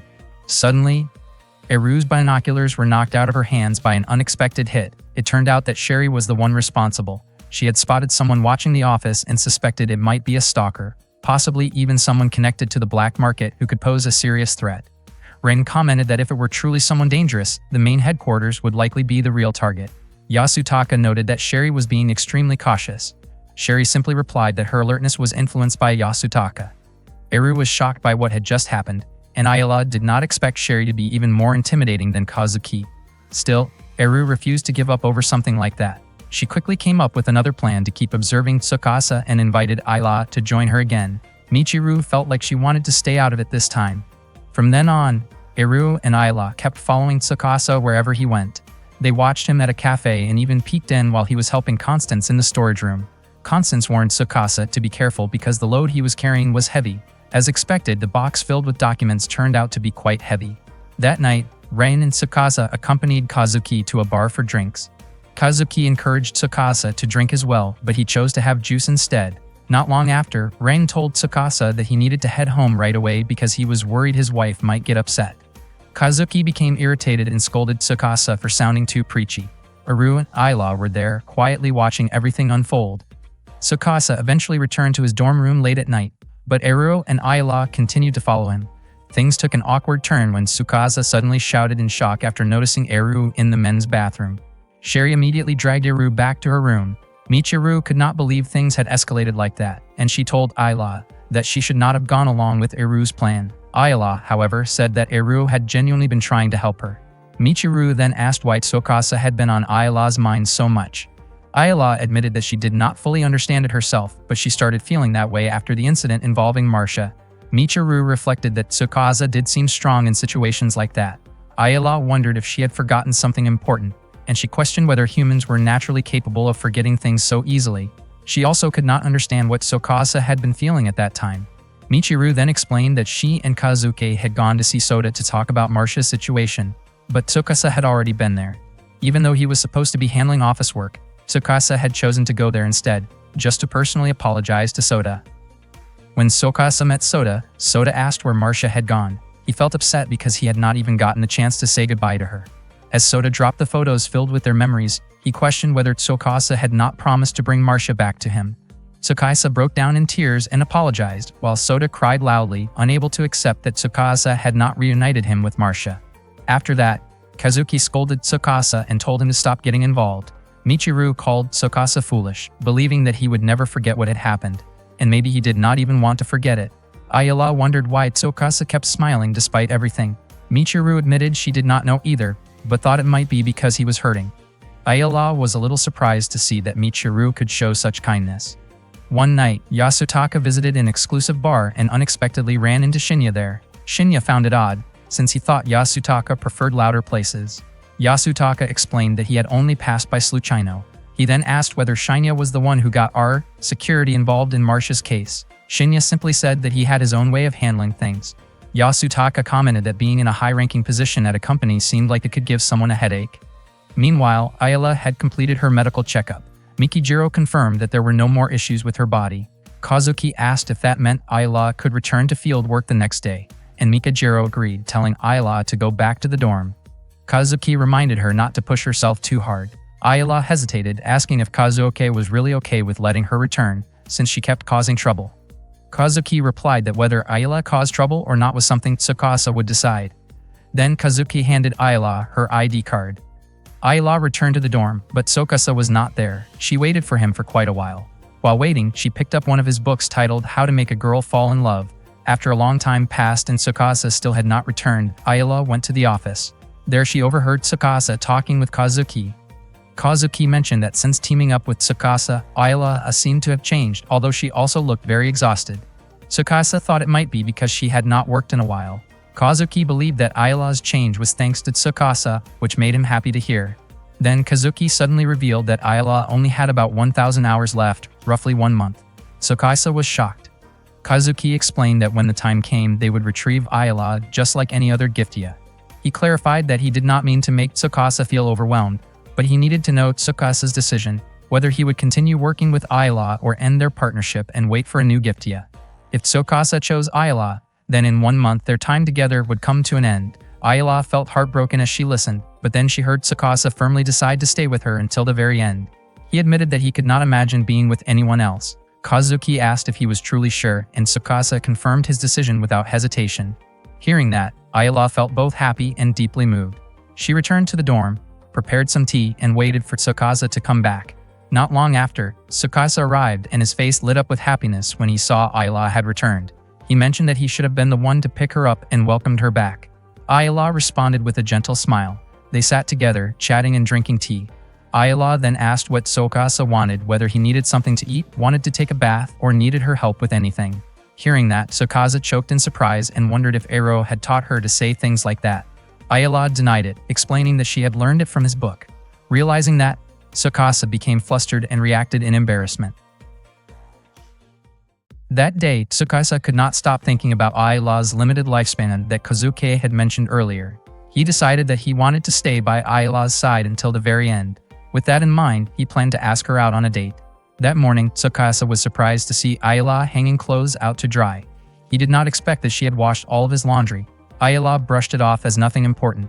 Tsukasa reacted in panic when Ayala was about to hang his underwear. He quickly took it from her and said that he could handle his own laundry, but Ayala explained that doing the laundry was part of her responsibilities. Tsukasa pointed out that they usually used a laundry service, yet Ayala said she simply felt motivated to do it herself. He insisted that she did not need to wash something that personal, but Ayala calmly said she did not mind. Feeling flustered, Tsukasa gathered his things and hurried back into his room. At the office, Tsukasa told his co-workers that he wanted to ask Ayala out. Rain initially advised against it. Zack brought up how Ayala had once left Tsukasa alone at the amusement park, suggesting things might not go well. Constance felt Zack did not need to bring that up again. Takao suggested that Tsukasa should give Ayala some space, warning that rushing things might make her uncomfortable. On the other hand, Yasutaka fully supported Tsukasa's decision and even asked Constance to share some advice on how to ask a girl out. Constance believed that honesty was what mattered most and that if Tsukasa was straightforward about his feelings, Ayala would understand. Hearing that, Tsukasa smiled and felt more confident. When Tsukasa returned to his desk, he was surprised to see Ayala cleaning it. She explained that it looked a bit messy, so she decided to tidy it up. Tsukasa smiled, feeling a little guilty, but Ayala said it was simply part of being his partner. Tsukasa then asked about some papers that had been on his desk. Ayala explained that she had thrown them away, thinking they were no longer needed. It turned out Tsukasa still needed them. Shocked, Ayala immediately rushed to the trash to find them. Tsukasa said it was not a big deal, but Ayala kept searching until she found them. Even then, Tsukasa still could not bring himself to ask her out. Later that day, they carried out a field assignment together. Tsukasa mentioned that the job had gone better than expected. On their way back to the office, he said that he had something important to tell her. Ayala said she also had something important to say. Tsukasa became nervous and curious, wondering what it could be. It turned out Ayala had realized that they were lost and admitted that she had forgotten the way back. She became anxious and asked what they should do. Tsukasa laughed lightly and suggested using navigation. Ayala admitted that she had turned it off because she wanted to appear more capable. Tsukasa reassured her that using navigation would not make her any less impressive. That night, Tsukasa and his coworkers gathered in the restroom. wondering why he still had not asked Ayla out. Yasutaka questioned where Tsukasa's earlier enthusiasm had gone. Zack felt that Yasutaka might be pushing him too hard. However, Yasutaka believed that moments like this should not be missed and reminded Tsukasa that opportunities like this do not come often. He urged him to act. Tsukasa finally approached Ayla, while the others watched from a distance. With Yasutaka silently cheering him on, Tsukasa gathered his courage. He noticed Ayla look pale and asked if something was wrong. Ayla admitted that she felt bad because she thought she had caused trouble for him throughout the day. Tsukasa smiled and told her not to worry about it. He mentioned that her behavior that day felt a little different, like washing his clothes and cleaning his desk. Ayla explained that she just wanted to be useful to him. Tsukasa then told her that he wanted to spend time with her over the weekend, just the two of them. Ayla asked what kind of work they would be doing. Tsukasa clarified that it was not about work, but something personal. He sincerely asked her to go on a date with him. Ayla wondered if agreeing would make her useful to him. Tsukasa replied that if she agreed, it would make him very happy. Nearby, Yasutaka felt relieved, knowing that Tsukasa had finally managed to express his feelings and invite Ayla on a date. Tsukasa initially thought that Ayla would probably turn him down, but to his surprise, she actually agreed to go on a date with him. That made him really happy, since his invitation worked. Yasutaka was also thrilled to see Tsukasa successfully ask Ayla out. The next day, Ayla made tea for Tsukasa while he was working. Out of nowhere, Kazuki pulled Tsukasa aside and asked if it was true that he and Ayla were going on a date. Tsukasa admitted it. Kazuki commented that it felt a bit excessive. Even though she trusted Tsukasa to take care of Ayla, she believed he should not be so relaxed about it. Tsukasa understood what she meant. He realized she had a point. He was still a beginner and needed to put in more effort. Ayla continued her training, while Tsukasa stayed busy finishing his work, even pulling an all-nighter. Yasutaka even invited him out for drinks at one point. That same night, Ayla kept practicing diving under the supervision of Eru and Mikijiro. The following day, Tsukasa kept pushing himself at work. Michiru noticed how busy he was.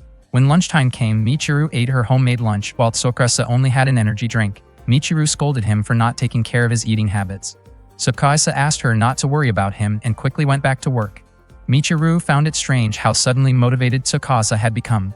Zack suggested that if she was worried, she could just make lunch for him, especially since she was good at cooking. He also mentioned that Tsukasa was probably so fired up because of the upcoming date and joked that Tsukasa might stop paying attention to Michiru altogether. That caught Michiru off guard, and she immediately asked Zack to explain what date he was talking about and who Tsukasa was going with. Zack casually revealed that Tsukasa would be going out with Ayla. Michiru had already suspected it, which explained Tsukasa's sudden burst of energy. With an annoyed expression, she said she did not care about it at all, though Zack kept teasing her anyway. That night, Michiru and Eru approached Ayla and asked where she and Tsukasa planned to go on their date. Ayla said the destination was entirely up to her. Michiru criticized Tsukasa for being irresponsible. Eru then asked Ayla what kind of place she wanted to visit, but Ayla did not have any ideas. Michiru had expected that. Eru suggested going to an aquarium or watching a movie at the theater. Zack commented that Eru's suggestions were safe choices. Eru seemed slightly confused by his remark but explained that since it was their first date, there was nothing wrong with keeping things simple. Eru then asked for Michiru's opinion. Michiru said that if it were up to her, a beach would be a nice place for a date. Someone pointed out that the beach might be closed at that time, but Michiru responded that it would actually be better if it was quiet, since Tsukasa and Ayla could spend time alone together. Eru agreed and imagined walking along the beach with a big dog, laughing and playing by the shoreline. Michiru also imagined watching the sunset together, sharing quiet, meaningful moments and holding hands. Zack teased that Michiru was surprisingly romantic. Eru told Ayla to remember that Michiru had a romantic side. Embarrassed, Michiru lightly hit Eru for putting ideas into Ayla's head. Michiru then said that Ayla did not need to follow their suggestions and asked if there was anywhere she personally wanted to go. Ayla started thinking about an amusement park, a place she had once visited with Kazuki. Michiru then asked what Ayla planned to wear. Ayla said she intended to wear her work uniform. Michiru immediately objected and asked if she had any personal clothes. Ayla showed the outfit Tsukasa had bought for her after she accidentally tore it in the store.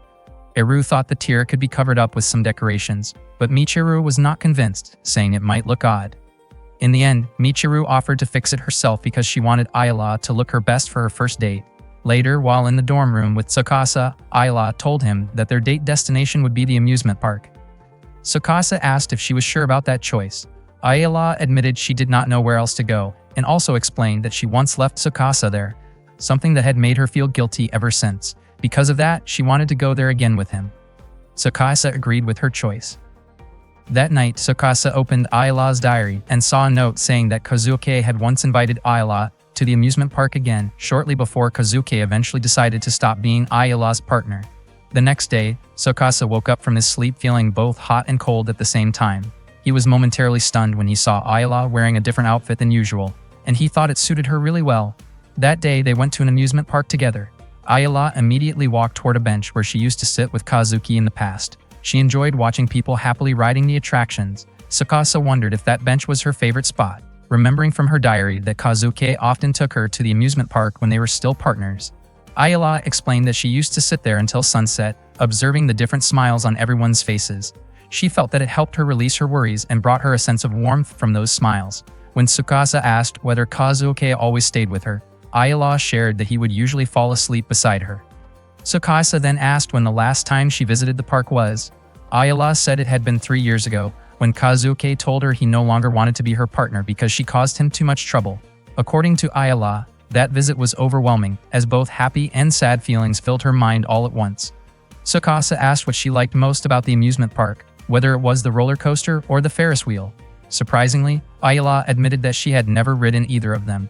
Tsukasa then invited her to try them together, saying there were so many fun experiences waiting for them there. They went on several rides, from swinging attractions to spinning ones, and even a haunted house.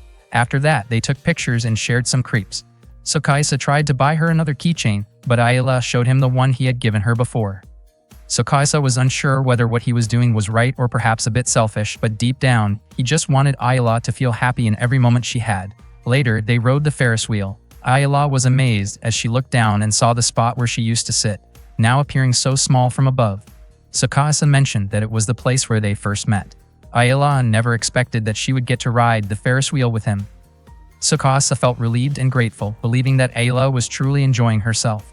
Suddenly, Ayala was startled when Tsukasa collapsed into her arms. She felt flustered as his body went limp and he lost consciousness. Not knowing what to do, she was overwhelmed with concern. That night, Tsukasa woke up and found himself lying in bed with Ayala by his side. When he asked what had happened, Ayala explained that they were on the Ferris wheel when he suddenly fainted. Tsukasa could not remember any of it and apologized for causing trouble. Ayala did not want him to think that way and believed he was simply exhausted. She suggested that they should go to the hospital the next day, then quickly went to get him some water. At the same time, Michiru stood outside Tsukasa's room, bringing a bowl of porridge. She had practiced what she wanted to say before coming, preparing herself to knock on the door. However, she hesitated, thinking that Tsukasa already had Ayala by his side and decided not to go in. Tsukasa later shared that he often fainted during important moments.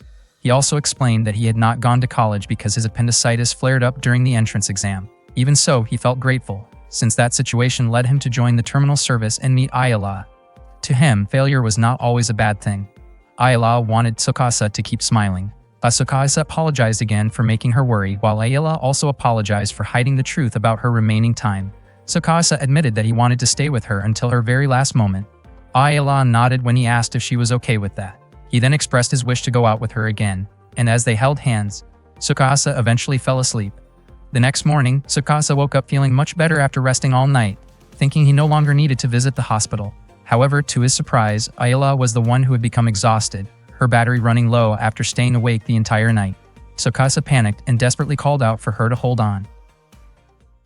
One day, Tsukasa and Ayala were out on a field assignment. Their client was Mirabelle's owner. Tsukasa asked the owner to sign the required documents, but the owner did not expect that it was already time to say goodbye to Mirabelle. It was clear that the owner would deeply miss her. Tsukasa then offered 3 options. The first was a special price for purchasing a new unit. The second was a trade-in discount. The third option was installing a new operating system into Mirabelle's body, meaning her physical form could still be used, but her personality and identity would completely change. After thinking it through, the owner chose to install the latest OS in Mirabelle's body. Tsukasa asked if the owner was truly okay with that decision, since all of Mirabelle's memories and experiences would be erased. The owner said it was not a problem because she had gone through something similar before. Even if Mirabelle's soul changed, she believed she could still treat her the same way. On the way back, Tsukasa seemed lost in thought, quietly reflecting on what had just happened. Back at the office, Tsukasa asked Mikijiro if any Giftia had ever remembered their past memories. Mikijiro explained that such a thing was impossible. Tsukasa then asked Ren, Constance, Sherry, Zack, and Michiru, but they all gave the same answer: it could not happen. Michiru added that what Giftia experienced was not the same as memory loss. Their stored data was completely replaced with new components, meaning they essentially became entirely different individuals. Tsukasa wondered if that meant people could only accept things as they were when a Giftia reached their limit. Michiru responded that giving false hope would actually be more cruel. She understood how Tsukasa felt since she had thought the same way when she first started working at the terminal service. She advised him to learn to accept it in his heart because there was no other way. Later that afternoon, Kazuki informed Tsukasa and Ayla that a marksman from Terminal Service 3 would be arriving the next day. She had heard that the retrieval target had run away with their owner and might be hiding somewhere nearby. Kazuki asked them to assist with the case. Tsukasa agreed, and Ayla even suggested that she could handle the task on her own. Not long after, a marksman from Terminal Service 3 approached them. She introduced herself in a friendly manner as Andy. Tsukasa asked about her partner, and Andy explained that her partner did not come along, since marksmen were usually dispatched alone. Tsukasa admitted that he had never encountered a case like the one Andy was handling. According to Andy, sending 2 people would not be efficient, especially since she was often assisted by staff from the local branch. Tsukasa quietly thought that if Ayla were ever assigned to another area, he would definitely go with her. Suddenly, Ayla stated that she would be perfectly capable of handling things on her own. Tsukasa felt a bit uneasy hearing that and clarified that she had misunderstood him. Andy then commented that Tsukasa and Ayla made quite an unusual duo. A moment later, Eru arrived. She looked shocked and immediately called Andy by the name Olivia, thinking she was her childhood friend. Eru rushed over and hugged Andy tightly in excitement. Andy felt uncomfortable and quickly pushed her away. She was surprised that someone who reminded her of Olivia could react so differently. In the past, Olivia would panic and beg her to stop whenever things got too intense. Even so, Eru seemed oddly amused by Andy's rough response. Tsukasa asked if Eru and Andy knew each other. Eru explained that the person she called Olivia had been her childhood best friend. Andy, however, found that strange since she had just met Eru for the first time. Hearing that, Eru was taken aback. She apologized, realizing she must have mistaken Andy for someone else because of how similar they looked. After apologizing again, Eru quietly left.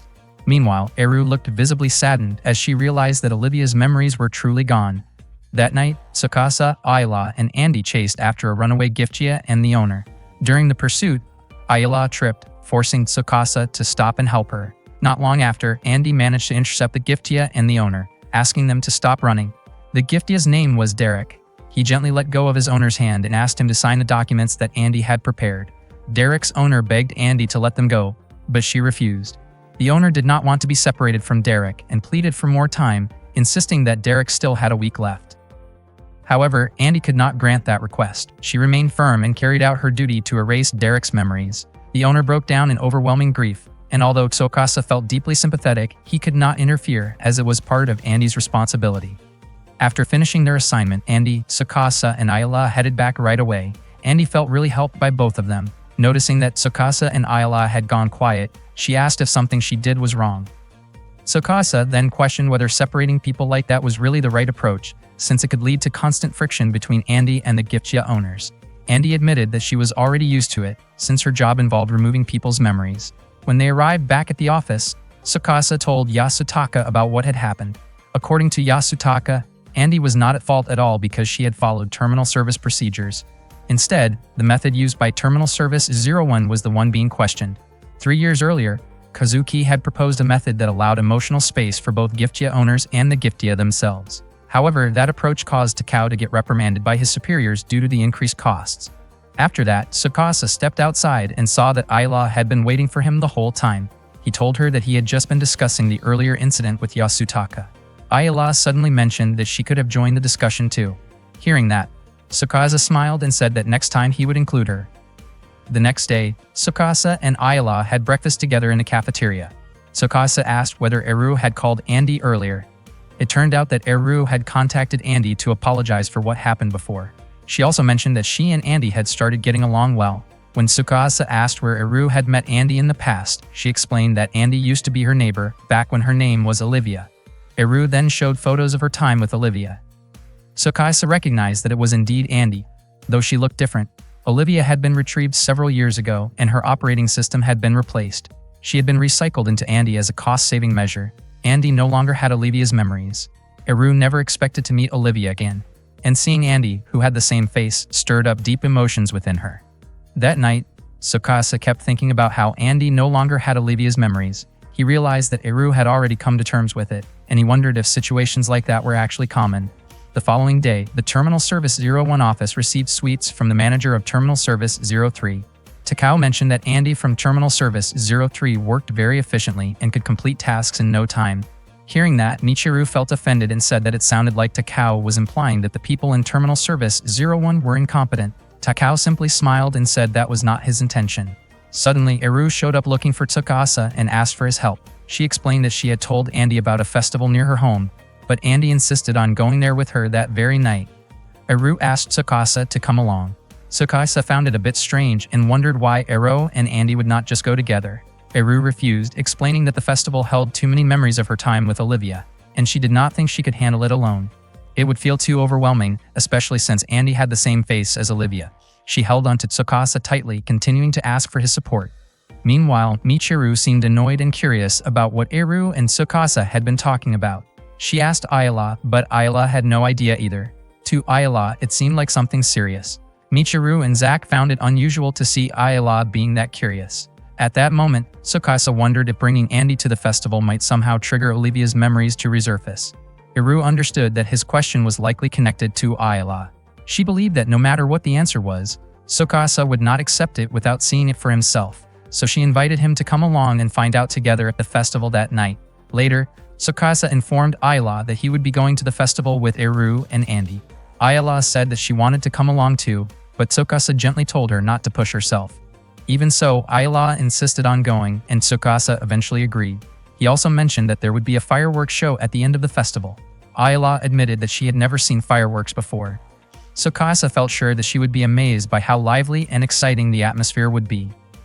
Ayala then asked if she needed earplugs or if she should cover her ears with her hands. Tsukasa reassured her that fireworks were not that loud.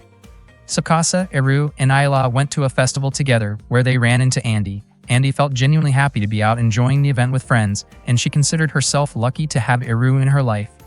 Tsukasa kept taking pictures of Eru and Andy at various food stalls, which made Ayala feel a bit left out as he stayed close to the two of them. Eru later invited Andy to look for drinks. Tsukasa showed Ayala the photos he had taken of Eru and Andy, but Ayala responded with a slight pout. When Tsukasa offered to take pictures of her as well, she declined. He began to sense that Ayala might not be in the best mood. Not long after, Eru and Andy returned, excitedly showing off the drinks they had bought. It turned out to be jellyfish juice, a unique specialty of the festival. Tsukasa could not imagine what it might taste like, but Andy tried it and described the flavor as unusual yet enjoyable. After that, Andy and Eru continued exploring other parts of the festival. Tsukasa then invited Ayala to walk with him and suggested they hold hands so they would not get separated. Ayala responded that she was no longer a child and felt confident she would not lose track of him. A little while later, Andy called out to Tsukasa and he immediately went over to her. Ayala followed behind, her gaze fixed on his hand as if she wanted to reach for it. Suddenly, she accidentally bumped into a mascot, and in that brief moment, Tsukasa disappeared from her sight. Ayala quickly grew anxious as she realized she had been separated from the others. Meanwhile, Andy was having fun playing a shooting game, though she had not managed to win a prize yet. Tsukasa commented to Eru that Andy seemed to be having a great time. Eru then asked whether Tsukasa thought Andy's memories might return, considering they had already spent quite a while enjoying the festival. Eru believed Tsukasa already understood the reality of the situation. He mentioned that he might not return to the same festival next year. Instead, he wanted to go somewhere new with Andy, as he did not want to mix memories of Olivia with the new ones he was creating with her. He also expressed his gratitude to Tsukasa for staying by his side and helping him move forward from the past. Tsukasa questioned why past memories had to be left behind. Eru explained that this moment was the right time to create new memories and that it was important to start from now. Just then, the fireworks show began. Tsukasa suddenly realized that Ayala was no longer beside him, and he immediately ran off to search for her. Eru quietly hoped that Tsukasa would handle the situation well. At that moment, Ayala was sitting alone somewhere, covering her ears. Tsukasa searched all across the festival grounds, scanning the crowd, but he could not find her at first. He kept looking until he finally spotted Ayala sitting by herself. Tsukasa gently pulled her hands away from her ears and apologized for unintentionally leaving her behind. Ayala smiled and told him it was not a big deal, as what mattered most was that they were together again. She looked at him but suddenly flinched at the sound of fireworks exploding in the sky. Tsukasa commented on how loud the fireworks were, then held Ayla's hand tightly to help calm her down. Ayla then asked whether Andy's memories would ever return. Tsukasa felt confused by the sudden question. Ayla assumed that Tsukasa must be hurting because he kept thinking about her limited time. Tears filled her eyes as she said that maybe she should not continue being his partner anymore. Tsukasa pulled her into a firm embrace and admitted that what he was feeling was incredibly painful, almost overwhelming, yet he still wanted to stay by Ayla's side as her partner for as long as possible. Ayla questioned why he would go that far. Tsukasa finally revealed that it was because he had fallen in love with her. At the same time, Eru and Andy watched from a distance with excitement. Ayla's face turned red upon hearing Tsukasa's confession. Feeling nervous, she said that she could not accept his feelings. Tsukasa was left stunned by her response, while Eru and Andy could not help but feel disappointed that Ayla had said that. That day, Tsukasa looked completely shaken after Ayla turned down his confession the night before. The others had already heard about it from Eru. Takao and Ryan thought it would be best to leave him alone for a while, but Yasutaka approached Tsukasa and tried to get a reaction by playfully messing with Eru's hair in front of Ayla. Ayla did not respond at all. Yasutaka even went as far as showing an adult magazine to Tsukasa, yet he still showed no reaction. At that point, Yasutaka became convinced that Tsukasa was in serious shock. Sherry scolded Yasutaka for joking around in such a situation. Yasutaka explained that he was only trying to cheer Tsukasa up. Suddenly, Michiru showed up and questioned whether it was true that Tsukasa had confessed to Ayla. Takao and Rain quickly stopped her from saying anything more, since Tsukasa was clearly not in a stable state. Michiru then called Ayla aside to talk privately. She asked if Ayla was really okay and whether Tsukasa had confessed and been rejected. Ayla looked visibly nervous, unsure of what to do. The night before, Tsukasa had suddenly confessed, which caught her completely off guard and left her panicked and confused. Ayla explained that her mind had been overwhelmed with so many thoughts in that moment, and without thinking, she ended up saying that she could not accept his feelings. Since then, Tsukasa had gone completely silent and did not respond to anything she said. Zack mentioned that Tsukasa would probably react the same way even if someone else tried talking to him. Ayla felt extremely guilty, but Michiru tried to calm her down. She said that Tsukasa had simply been too confident and that it was partly his own fault for expressing his feelings without considering the situation. Ayla then shared that she had gotten separated from Tsukasa during the festival. Michiru commented that Tsukasa was not exactly reliable when it came to accompanying a girl. Ayla added that Tsukasa had searched for her and eventually found her again. Michiru pointed out that anyone could have done that. Ayla continued, explaining how they held hands when the fireworks started. She also mentioned that they talked briefly and even shared a hug, and that was when Tsukasa confessed his feelings. Michiru was surprised to hear that, but she remarked that Tsukasa was not exactly romantic, so it made sense that Ayla turned him down. Zack found it odd that Michiru said that, especially since her face turned red while listening to Ayla's story. Ayla began to worry that she had hurt Tsukasa deeply. She did not know what she should do and asked Michiru what she would do if she were in the same situation. Michiru was caught off guard by the question. Zack chimed in, saying that Michiru was not the best person to ask since no one had ever confessed to her. Annoyed, Michiru told Zack to stop commenting. Michiru then asked whether Ayla could still act normally around Tsukasa, and Ayla shook her head. Michiru concluded that both of them probably needed some space for a while. She suggested that Ayla and Tsukasa temporarily live separately so Ayla could have time to think things through. Unfortunately, Michiru had not yet figured out exactly how to make that happen. Later that day, Kazuki and Constance went out to carry out a mission. Kazuki reminded him to be extra careful because the Giftia owner they were about to meet had a history of violent behavior. Constance then asked if Kazuki had heard about Tsukasa confessing to Ayla.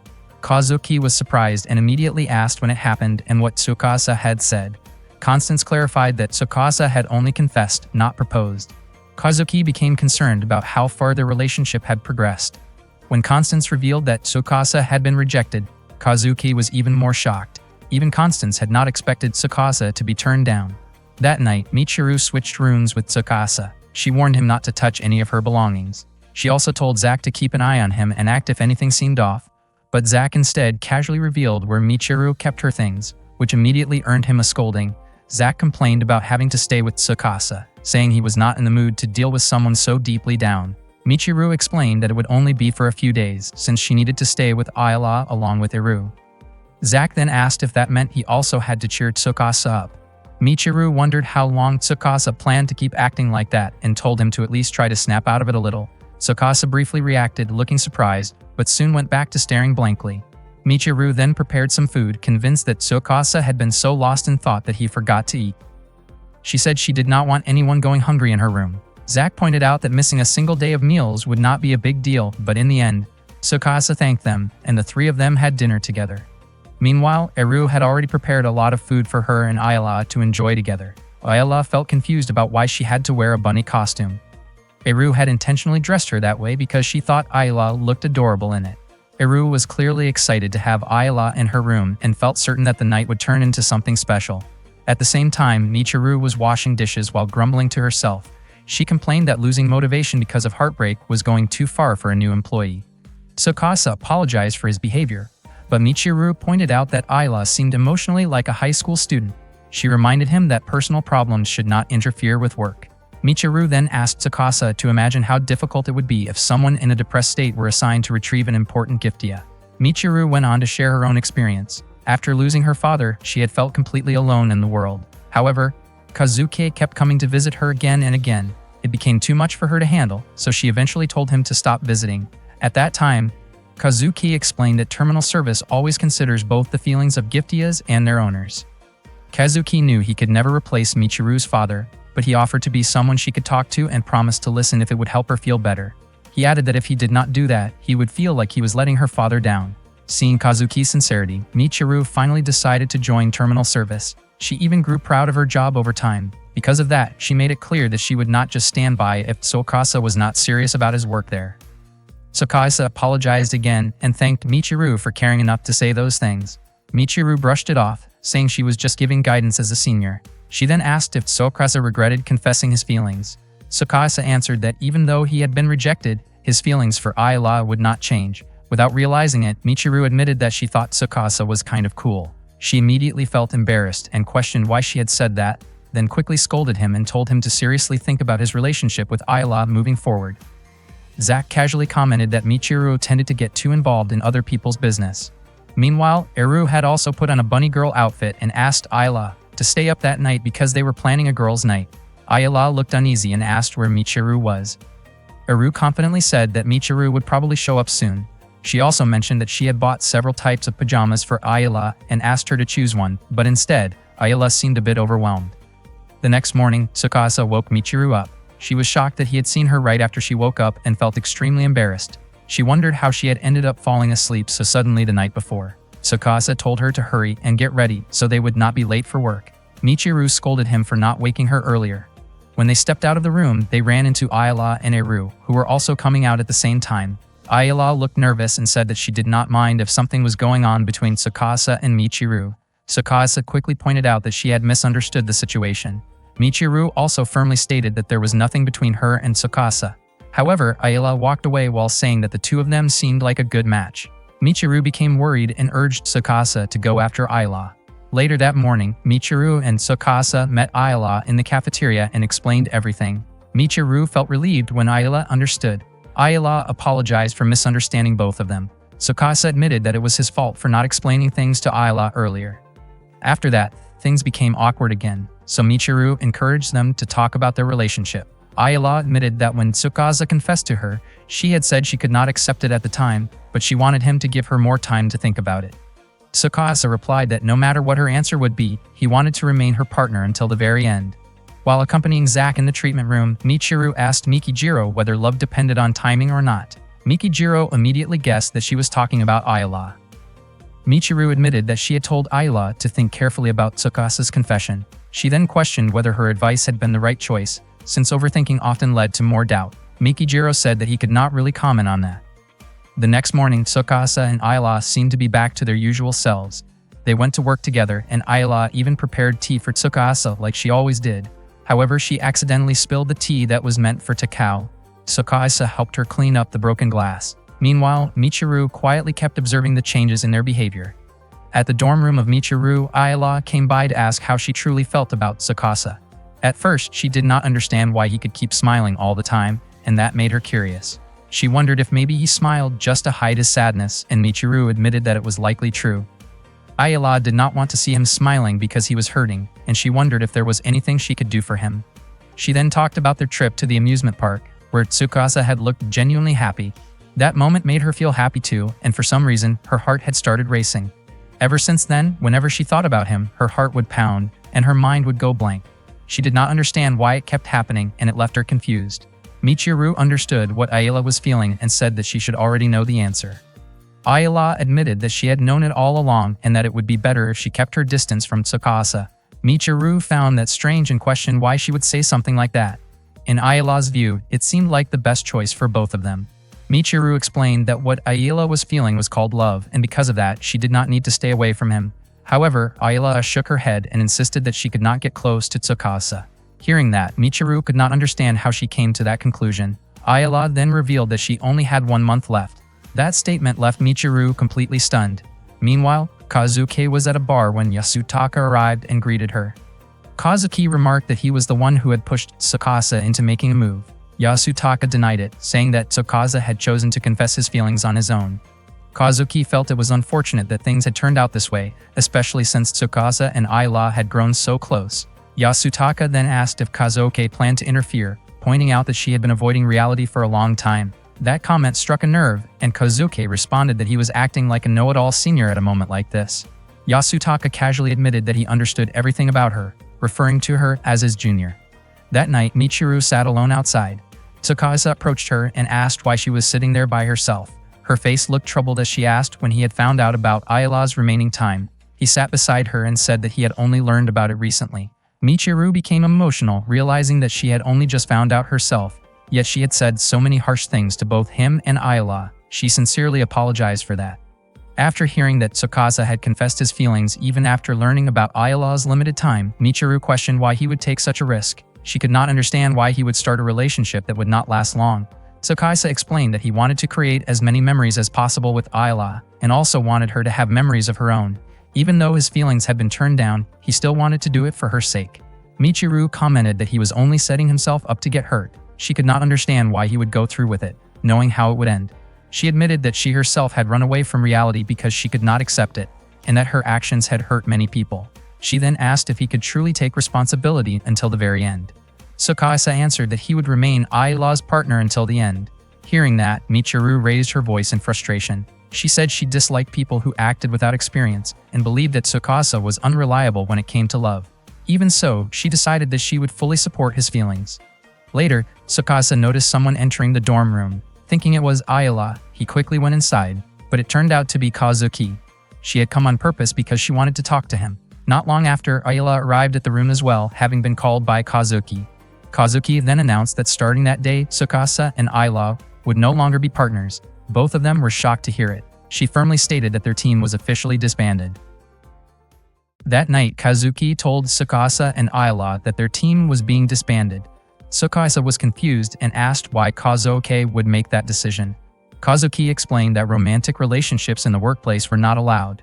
Tsukasa had never heard of such a rule before. Kazuki then said he would take over as Ayla's partner, and starting the next day, Tsukasa would be teamed up with Constance. Ayla accepted the decision without hesitation. After that, Ayla followed Kazuki to his dorm room. Kazuki seemed unsure about what to do after making that decision. He knocked on the door and tried to talk to Constance, but Ayla found a letter instead. It turned out that Constance had gone fishing with Takao and would not be coming back that night. Kazuki immediately suspected it was a lie, since as far as he knew, Constance did not have any interest in fishing. He started to think that Constance might have already known he would bring Ayla to his room. Not knowing what else to do, Kazuki decided to drink. The next morning, Kazuki woke up and was greeted by Ayla. He was startled when he saw her face. Ayla asked if he really did not remember anything, then told him to check the photos on his terminal. Apparently, a lot had happened the night before while he was drunk. Ayla pointed out that Kazuki was still weak when it came to alcohol. Kazuki looked embarrassed as he realized how he had acted. Later, Kazuki and Ayla headed to the office together. Kazuki asked how Ayla felt about her relationship with Tsukasa going forward. Ayla said that separating seemed like the best choice for both of them.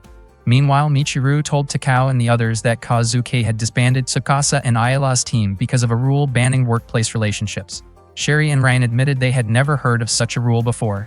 Michiru mentioned a rumor that Kazuki might have been involved in a workplace relationship in the past, though she was not sure if it was true. Tsukasa then asked Sherry if she knew anything about that rumor. Seeing Sherry's nervous expression, Michiru suspected she might know something. Tsukasa asked Sherry to explain, thinking it could be related to the rule. However, Sherry refused to say anything in order to protect Kazuki's reputation. Not long after, Kazuki arrived and greeted everyone. Ayala seemed unusually quiet. Kazuki immediately began the briefing and announced that starting that day he would switch partners with Tsukasa. Takao was surprised by Kazuki's decision and pointed out that he should have asked for approval first. Kazuki apologized for not informing Constance earlier, but Constance said he had no objections. Kazuki firmly stated that he did not want to be separated from Ayala, yet he still went ahead with the arrangement. Kazuki then ended the meeting and asked Tsukasa to stay behind in the conference room. As they left, Michiru asked Ayala if she was worried about Tsukasa, but Ayala walked away without saying anything. Inside the room, Tsukasa asked Kazuki how he could get back together with Ayala. Instead of answering calmly, Kazuki pulled his ear and scolded him, saying everything started because Tsukasa confessed his feelings. Tsukasa apologized and said he just did not want his relationship with Ayala to end like that.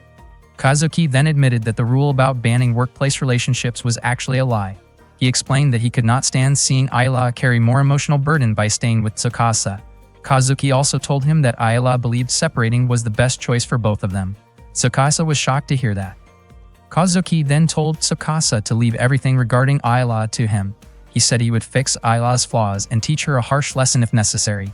Hearing that, Tsukasa became worried about whether she would be okay. After that, Michiru pulled Tsukasa aside and asked what Kazuki had said to him. Tsukasa explained that Kazuki wanted him to leave Ayala in his care. Zack asked if Kazuki had also said he would discipline Ayala, and Tsukasa nodded. Michiru guessed that Kazuki was being completely serious about the situation. In her opinion, Ayala might have a hard time handling it, since Kazuki could be extremely strict. Zack added that Michiru herself had gone through something similar before, and it caused her to lose 10 kilograms in just 1 month. Tsukasa felt uneasy just imagining it. Later in the restroom, Takao met Tsukasa and said he hoped Tsukasa would be okay, since Kazuki's stubborn attitude could be difficult to deal with. That afternoon, Yasutaka advised Tsukasa to be careful, warning him that Kazuki could become very sensitive when it came to Ayala. He even shared that last year, Kazuki hit him with a bottle when he brought up Ayala in a conversation. Yasutaka added that Kazuki used to be a sweet and innocent girl. After that, Rain asked whether Tsukasa had heard about the room reassignment and who would be moving. Tsukasa requested that it be postponed for a few more days. Ren wondered if that idea came from Kazuki. Tsukasa hesitated to answer, but suddenly Constance showed up and confirmed that Tsukasa's statement was true. Ren encouraged him. Tsukasa thanked Constance, and Constance told him to get ready for their job, since from that moment on, they were partners. Meanwhile, Kazuki and Ayala headed to the Giftgear retrieval location. Their target at the time was named Sarah, and her owner was Antonio. Antonio was a mafia boss, and Kazuki suspected the situation might cause some trouble. Kazuki had already heard from Tsukasa that Ayala would be taking part in the retrieval process. Seeing Ayala's face made Kazuki recall how clumsy she used to be. In Kazuki's opinion, the job actually suited Ayala well. At the same time, Tsukasa and Constance had finished their assignment. Before leaving, Tsukasa said goodbye to their client Louis, who thanked them for their help. Tsukasa commented that Constance was incredibly skilled at his job, to the point where Tsukasa felt like he had not done much. However, Constance praised Tsukasa instead, saying that he was the one who managed to win over Louis' heart. At that moment, Tsukasa looked at a keychain he had bought at the amusement park, which reminded him of Ayala. Since it was already lunchtime, Constance invited Tsukasa to eat at a cafe. Tsukasa seemed lost in thought, and Constance asked whether he was worried about Kazuki. Tsukasa admitted that he was a little concerned. He then asked if Constance knew that their retrieval approach was different from other terminal service branches. Tsukasa explained that when he worked with Andy the previous day, he felt like the process was being forced, as Andy showed no concern for the target's condition. Constance explained that they were supposed to respond to the target's feelings, and that this method was originally suggested by Ayala. Unfortunately, company policy did not approve of it because it required more time and higher costs. Kazuki had initially disagreed with the method as well, but after ending her partnership with Ayala, she began discussing the idea with others and gradually adopted it. According to Constance, that showed just how much Kazuki cared about Ayala. Meanwhile, Kazuki was waiting for Ayala, who was negotiating with the target. Kazuki grew impatient as the people there seemed quite harsh toward Ayala. She tried to stay calm, reminding herself that she was the one who wanted to help Ayala change. She made up her mind that she would not forgive anyone if they made Ayala cry. Unexpectedly, Ayala succeeded in the negotiation, and Kazuki felt relieved. They then spoke with Antonio inside his house. Antonio explained that many people out there wanted him dead, and Sarah had been acting as his bodyguard for several years. Because of that, Sarah had never experienced a normal life. With that in mind, Antonio made a request to Ayla. Ayla promised to do her best. Antonio asked that, for the time Sarah had left, Ayla would become her companion and spend time with her. Sarah initially said she did not have time to play, but Antonio gently stopped her. Kazuki and Ayla agreed to the request. Antonio thanked them and told Sarah to enjoy the time she had left. Just as Ayla was about to stand and say something, she accidentally bumped her leg against the table. Sarah quickly helped her and made sure she was okay. Ayla then suggested that Antonio should also spend time with Sarah, because being with loved ones was what brought the greatest happiness. Meanwhile, Constance asked Tsukasa if he had noticed the changes in Ayla. Tsukasa did not fully understand what he meant. Constance asked him to recall when Ayla first joined the team. Tsukasa remembered that when they first shared a dorm room, Ayla would often ignore him whenever he tried to talk to her. She also tended to stay silent and motionless while working. Constance explained that this was the result of Ayla's work exhaustion. Even before Kazuki ended their partnership, Ayla had already started closing herself off. It could be said that she had been pushing herself too hard. However, recently Ayla seemed brighter again, more like she used to be, and that made Kazuki happy. Tsukasa guessed it might be because Ayla had grown more comfortable around him. Constance described it as a remarkable change compared to 3 years ago when Ayla would completely shut herself off and only give brief responses when spoken to. In truth, Kazuki had high hopes for Tsukasa. Constance had once overheard Kazuki saying that she could trust Tsukasa to take care of Ayla. At the same time, Ayla was accompanying Antonio and Sarah as they took a walk and enjoyed the scenery together. They looked genuinely happy. Kazuki realized that people tend to feel happiest when they are with someone they love. After they finished their duties and returned, Kazuki brought up what Ayla had said about happiness and being with someone special. Ayla asked if that was the reason Kazuki had assigned her that job. She then pointed out that Kazuki had always been selfish and that it was nothing new. Kazuki responded by asking whether the memories Ayla created were meant for others to remember her. Ayla explained that her work did not require any reward because it was her way of giving something back to those who had lost someone's memories. Kazuki reminded Ayla that she herself would soon become a target for retrieval. Feeling frustrated, Ayla said that she would distance herself from Tsukasa, believing that it was the best choice. Kazuki gently grabbed Ayla's face and told her that she was being difficult, asking her not to be so stubborn. Kazuki believed that everything Ayla was doing was for Tsukasa's sake. She admitted that 3 years ago, she had disbanded her team with Ayla because she thought it was the right decision and believed it was for Ayla's own good. However, Kazuki later realized that the decision had been a mistake and had led to nothing meaningful. She explained that if Ayla had been in Tsukasa's position back then, what would have remained would only be painful memories because people tend to regret things and blame themselves. Kazuki then asked Ayla if she truly wanted Tsukasa to go through something like that.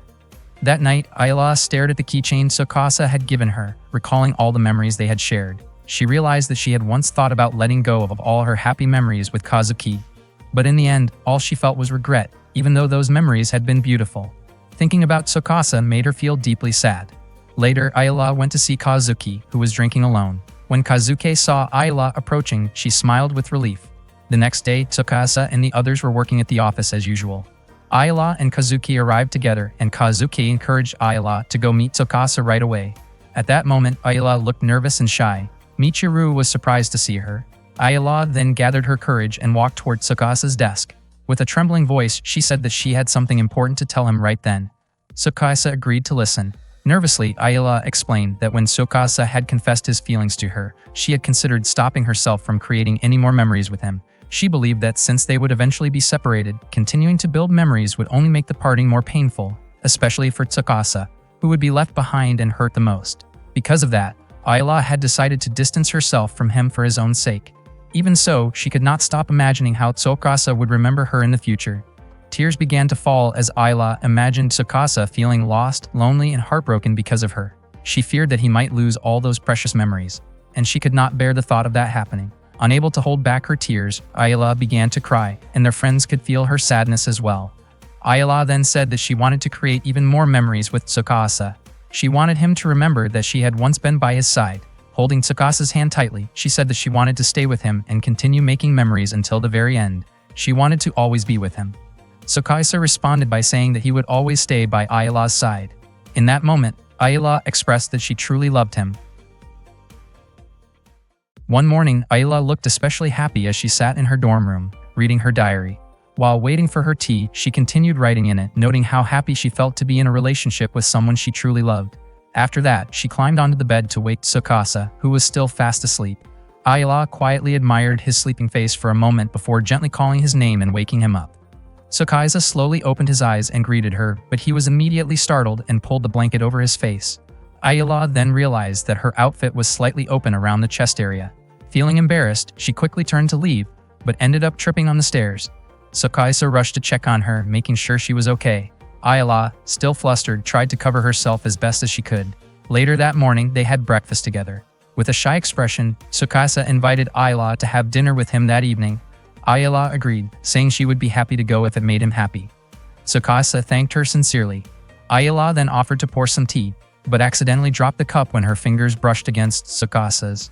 Tsukasa quickly grabbed a cloth to clean up the spilled tea. Afterward, they headed to the office together. Ayala mentioned that Tsukasa's favorite marjoram tea had run out, so Tsukasa suggested they go shopping after work. As they walked, Tsukasa slowly reached out and held Ayala's hand. However, Michiru, Eru, and Zack suddenly appeared and startled them.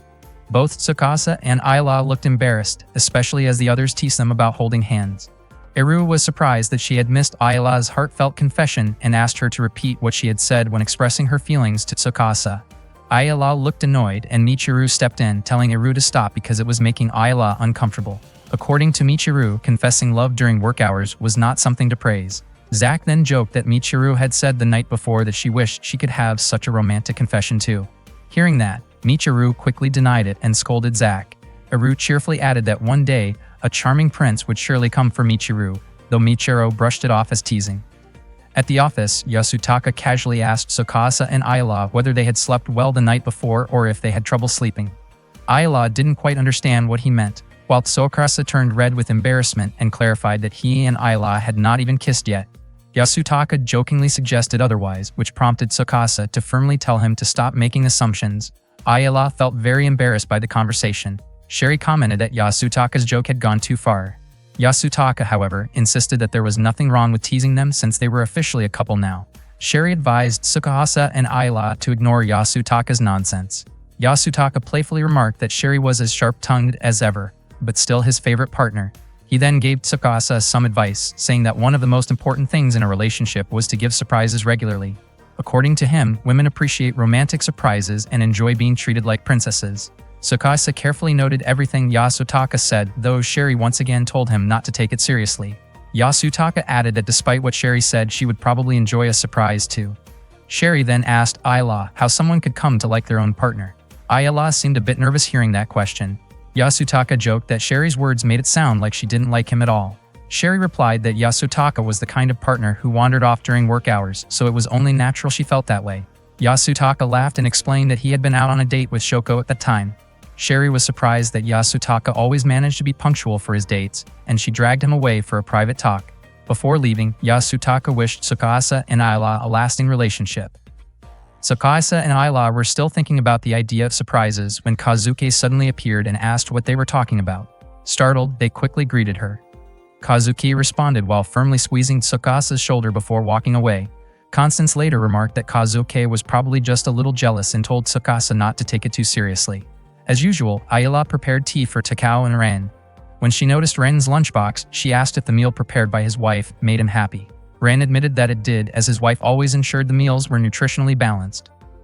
Takao commented half-jokingly that he felt envious since his own wife had not made him a lunchbox in 10 years. He then asked Ayala whether she would like to make one for Tsukasa. Ayala blushed and admitted that she had never made a lunchbox before. Kazuki suggested that she could ask Michiru for help, since Michiru was skilled at cooking. Hearing that, Ayala softly referred to the idea as a potential surprise. Meanwhile, Tsukasa asked Constance and Zack what kind of surprise girls usually like. Constance suggested giving a bouquet of flowers, but Tsukasa had already tried that before and it did not go well. Zack jokingly suggested sneaking up and tapping someone behind the knee, though Tsukasa pointed out that it sounded more like teasing than an actual surprise. Constance then recommended having dinner at a fancy restaurant, but Tsukasa felt that Ayala was not particularly interested in food like that. Zack brought up the idea of making a funny face, since Ayala was really good at it. Tsukasa clarified that he wanted a surprise that would genuinely make a girl happy. When he asked if Ayala was really that good at making funny faces, Zach said she could make her expression look completely distorted in a comedic way. Curious, Tsukasa even tried making one himself in front of Zach and Constance. Later that afternoon, Ayala invited Michiru to talk about Tsukasa. As it turned out, Michiru also had something she wanted to ask Ayala. After making sure no one else was around, she asked how Ayala felt after officially starting a relationship with Tsukasa. Ayala did not quite understand the question at first. Michiru clarified that she meant what changes Ayala felt before and after dating him. Michiru wondered if they had already shared a kiss, though she thought that might be a bit too soon. Since Tsukasa and Ayala had been living together for quite some time, Michiru could not help but wonder how close they had become. Unexpectedly, Ayala explained that ever since she and Tsukasa started dating, it had actually become harder for them to talk like they used to. Michiru seemed to understand how she felt. Ayala then asked Michiru to teach her how to cook. Realizing that Ayala wanted to prepare a meal for Tsukasa to make him happy, and hopefully help them reconnect, Michiru lightly tapped Ayala's forehead and commented that she was incredibly innocent. She promised to teach Ayala how to cook, which made Ayala smile with relief and excitement. When Michiru asked what dish Ayala wanted to make, Ayala admitted she did not even know Tsukasa's favorite food. She felt disappointed in herself for not knowing something so simple. After that, Michiru and Ayala approached Tsukasa. Michiru encouraged Ayala to ask him directly, but Ayala became too shy to speak up. Tsukasa, confused, wondered what Ayala wanted to ask. Michiru stepped in and explained that Ayala wanted to cook something for him, and she asked Tsukasa to share what kind of food he liked. Hearing this, Tsukasa suddenly remembered Yasutaka's advice about giving surprises to improve a romantic relationship. He began to suspect that Ayala might be planning a surprise for him. Realizing that Ayala might have thought of it first, Tsukasa admitted he would be very happy if she cooked for him, but he also felt it would be unfair if only Ayala prepared a surprise. He said he simply wanted to have dinner together with her. Constance suggested that maybe Tsukasa and Ayala should cook together. Both of them immediately blushed and looked at each other, making it obvious what they were thinking. Constance remarked that the answer was already clear. Michiru felt that they probably did not need her help anymore. Zach joked that maybe they should just continue staring at each other back in their dorm room. He teased Michiru, saying she looked a little jealous, which only made her annoyed. That afternoon, Ayala and Tsukasa were in the herbal garden room. Ayala said she liked the idea of cooking and eating together with him. Tsukasa agreed and suggested they do it that very evening. Ayala then asked what his favorite food was. Tsukasa answered that he loved omurice. Ayala teased him, saying his taste was a bit childish. The next day, Kazuki and Tsukasa met with Sarah, and Ayala introduced Tsukasa as her official partner. Even so, Tsukasa was still thinking about the surprise he wanted to prepare for Ayala. He noticed Ayala chatting with Antonio nearby. Not long after, Sarah approached him and asked if something was on his mind. Tsukasa then asked what kind of surprise would be good for someone special. Sarah quickly guessed that he wanted to surprise Ayala, which made him a little embarrassed. Smiling gently, Sarah said that simply being with the person you love is already the greatest happiness. She mentioned that Ayala herself had once taught her that lesson, and it seemed like that was the answer Tsukasa had been searching for. Sarah also commented that many guys can be a bit slow when it comes to understanding feelings like that. Back at the office, Tsukasa and Ayala talked as usual, but this time the atmosphere felt warmer and more romantic. Rain reminded them not to forget that he was still in the room, which made Tsukasa smile awkwardly. That afternoon, Tsukasa and Ayala walked together. They stopped by a herbal shop to pick out ingredients for tea, then went to a clothing store to buy pajamas. Ayala asked him to choose a pair for her. They also bought matching t-shirts, and after finishing their shopping, they headed home. On the way back, Ayala asked if he was hungry. Tsukasa admitted that he was, but he felt that food always tasted better when someone was truly hungry. He then shared what had been on his mind. Even though they were already dating, he felt like he had not done anything truly special for her yet. He had been thinking about ways to make her happy, but he was still unsure and could not decide. Ayala gently held his hand and told him that she wanted things to stay just the way they were. Living their days together as usual already felt special to her. Just being with him made her heart race so fast it felt overwhelming in a good way. They held hands and looked at each other with deep emotion. Around them, the lights of the amusement park sparkled beautifully in the night. Ayala wondered if the people behind those glowing lights were living their lives as usual, and whether she was one of them too. Tsukasa said that even just seeing a view like that already felt special. When they arrived back at the dorm, they cooked together. Tsukasa smiled as he watched Ayala struggle to crack an egg properly. Even though they had some trouble making omurice, the moment felt warm and special. Eventually, they finished cooking. The shape of the dish was not perfect, but it felt meaningful because it was the first meal they had made together. Tsukasa handed her the ketchup and Ayala tried to draw a heart on the omurice. Feeling shy, she quickly scribbled over it. He told her that it had already looked good. Embarrassed, she passed the ketchup back to him. Tsukasa then drew a big heart on his own plate. After that, they ate together. He took the first bite and Ayla watched him curiously, waiting for his reaction. Tsukasa said that the omurice tasted really good. Hearing that made her happy, and when she tried it herself, she realized it really was delicious. That night, Ayla went back to writing in her diary. Tsukasa became curious about what she was writing, and she asked him not to laugh before letting him read it. She had written that she spent the day with the person she loved. He smiled as he read it. She also wrote about everything that happened that day, from hearing about a surprise from Yasutaka, to asking Michiru to teach her how to cook, and finally making omurice together that turned out to be delicious. Tsukasa then asked how she felt about the day. Ayla said it had been exciting, fun, a little embarrassing, and memorable, especially because of the omurice they made together. He smiled and said that tomorrow would be another special day. Ayla said that he sounded like a little kid. Still, she hoped that tomorrow would be just as beautiful as today, as long as she could spend it with him. One night, Ayla started crying in her sleep. She woke Tsukasa, who had been resting soundly beside her. He stirred and gently asked what was wrong. Through tears, she said that she did not want to be alone. Without hesitation, she moved closer and held onto him tightly, as if trying to make sure he would not go anywhere. She was afraid of being left behind. Tsukasa responded by wrapping his arms around her and softly stroking her hair, staying with her until she calmed down. The next morning, Ayla still seemed to be thinking about what had happened the night before. Tsukasa prepared breakfast, and they sat down to eat together. He asked if his cooking had improved, and Ayla admitted that all his hard work seemed to be paying off. Tsukasa said that with enough effort, anything was possible. They shared a small laugh, and Ayla quietly enjoyed her meal. Tsukasa looked like he wanted to say something more, but hesitated. Instead, he asked again if the food tasted good, and Ayla simply smiled and gave a small nod to show that she liked it. That morning, they headed to the office together. Once they arrived, Zach mentioned that he was sure Tsukasa and Ayla would want to go see a movie. He handed them 2 movie tickets. Tsukasa was surprised, since Zach was not usually the type to give gifts. Zach admitted that the tickets were actually from Michiru. Hearing that, Michiru immediately scolded him. She insisted that Tsukasa should just accept them, saying that she believed he and Ayla needed some time alone together. She explained that she had gotten the tickets by chance and was too busy to use them herself, so she decided to pass them along. Not long after, Ran showed up with a resort hotel catalog and encouraged Tsukasa to make good use of it. Constance contributed a free meal coupon from his favorite restaurant and even prepared outfits for both of them, mentioning that the place recommended a certain dress code. Sherry also handed over extra tickets from a fan club she was part of. On top of that, Yasutaka offered to let them use his car, which had an autopilot feature, making it easy to use even though Tsukasa did not have a driver's license yet. Takao apologized for only being able to offer a coffee shop discount. Everyone at the office seemed genuinely supportive of Tsukasa and Ayla's relationship. Feeling a bit shy, Tsukasa finally asked Ayla if she would like to take a day off and go out together. The following day, they went to the movies. The film they watched was a romantic story, filled with emotional scenes about a couple spending meaningful time together. Both Tsukasa and Ayla were completely absorbed in every moment. After the movie, they sat on a park bench and talked. Tsukasa asked how she felt about her first movie experience. Ayla said that it was wonderful and that her heart was still racing. Tsukasa mentioned that she had been holding his hand from the middle of the movie all the way to the end.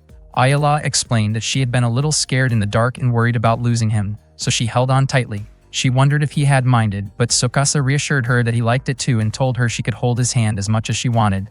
Ayla then said she wanted to try something she had seen in the movie. She asked Tsukasa to rest his head on her lap. Although he felt embarrassed, she looked genuinely excited about the idea. Tsukasa slowly lay down, resting his head on her lap. Ayla's face turned slightly red as she felt the soft tickle of his hair, but she pretended not to notice his embarrassment. The two of them laughed quietly, enjoying the peaceful moment together.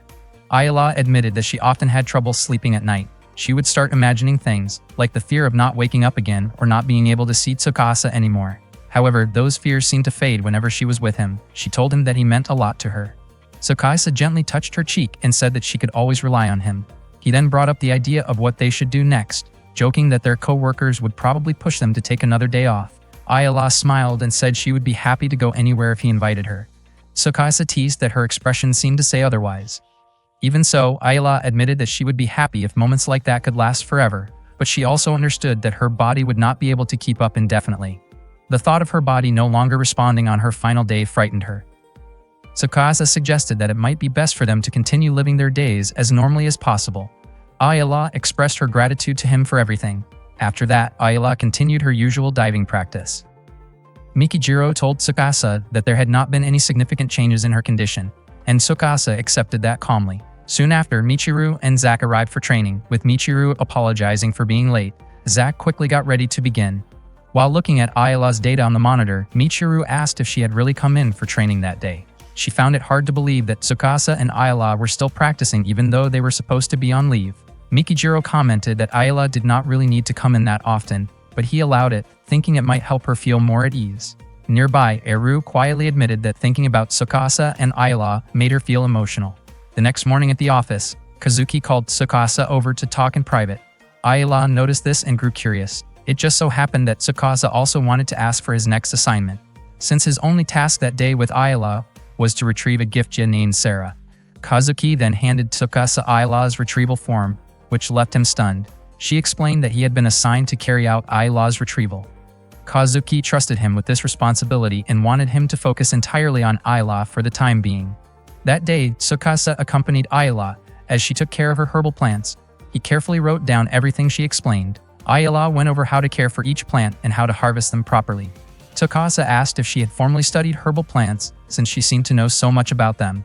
Ayala explained that when she first started growing them, she had plenty of free time. She also shared that whenever people said her tea tasted good, it made her feel like she still had a place at the office. She quietly expressed her hope to grow even more plants in the future. From inside the office, Michiru watched the two of them. From then on, Ayala continued teaching Tsukasa about different kinds of herbs and how to brew a good cup of tea. Tsukasa also kept her company during practice sessions, though he started to look more and more downcast. One day after finishing a field assignment, Michiru returned to the office to relax. Suddenly, Tsukasa approached her and handed her a cup of tea, which she ended up enjoying a lot. Surprised, she questioned why he suddenly did that. Tsukasa explained that since he and Ayala did not have much work at the time, he figured he should stay busy. Ayala had been teaching him how to make tea, and he felt like he was getting pretty good at it.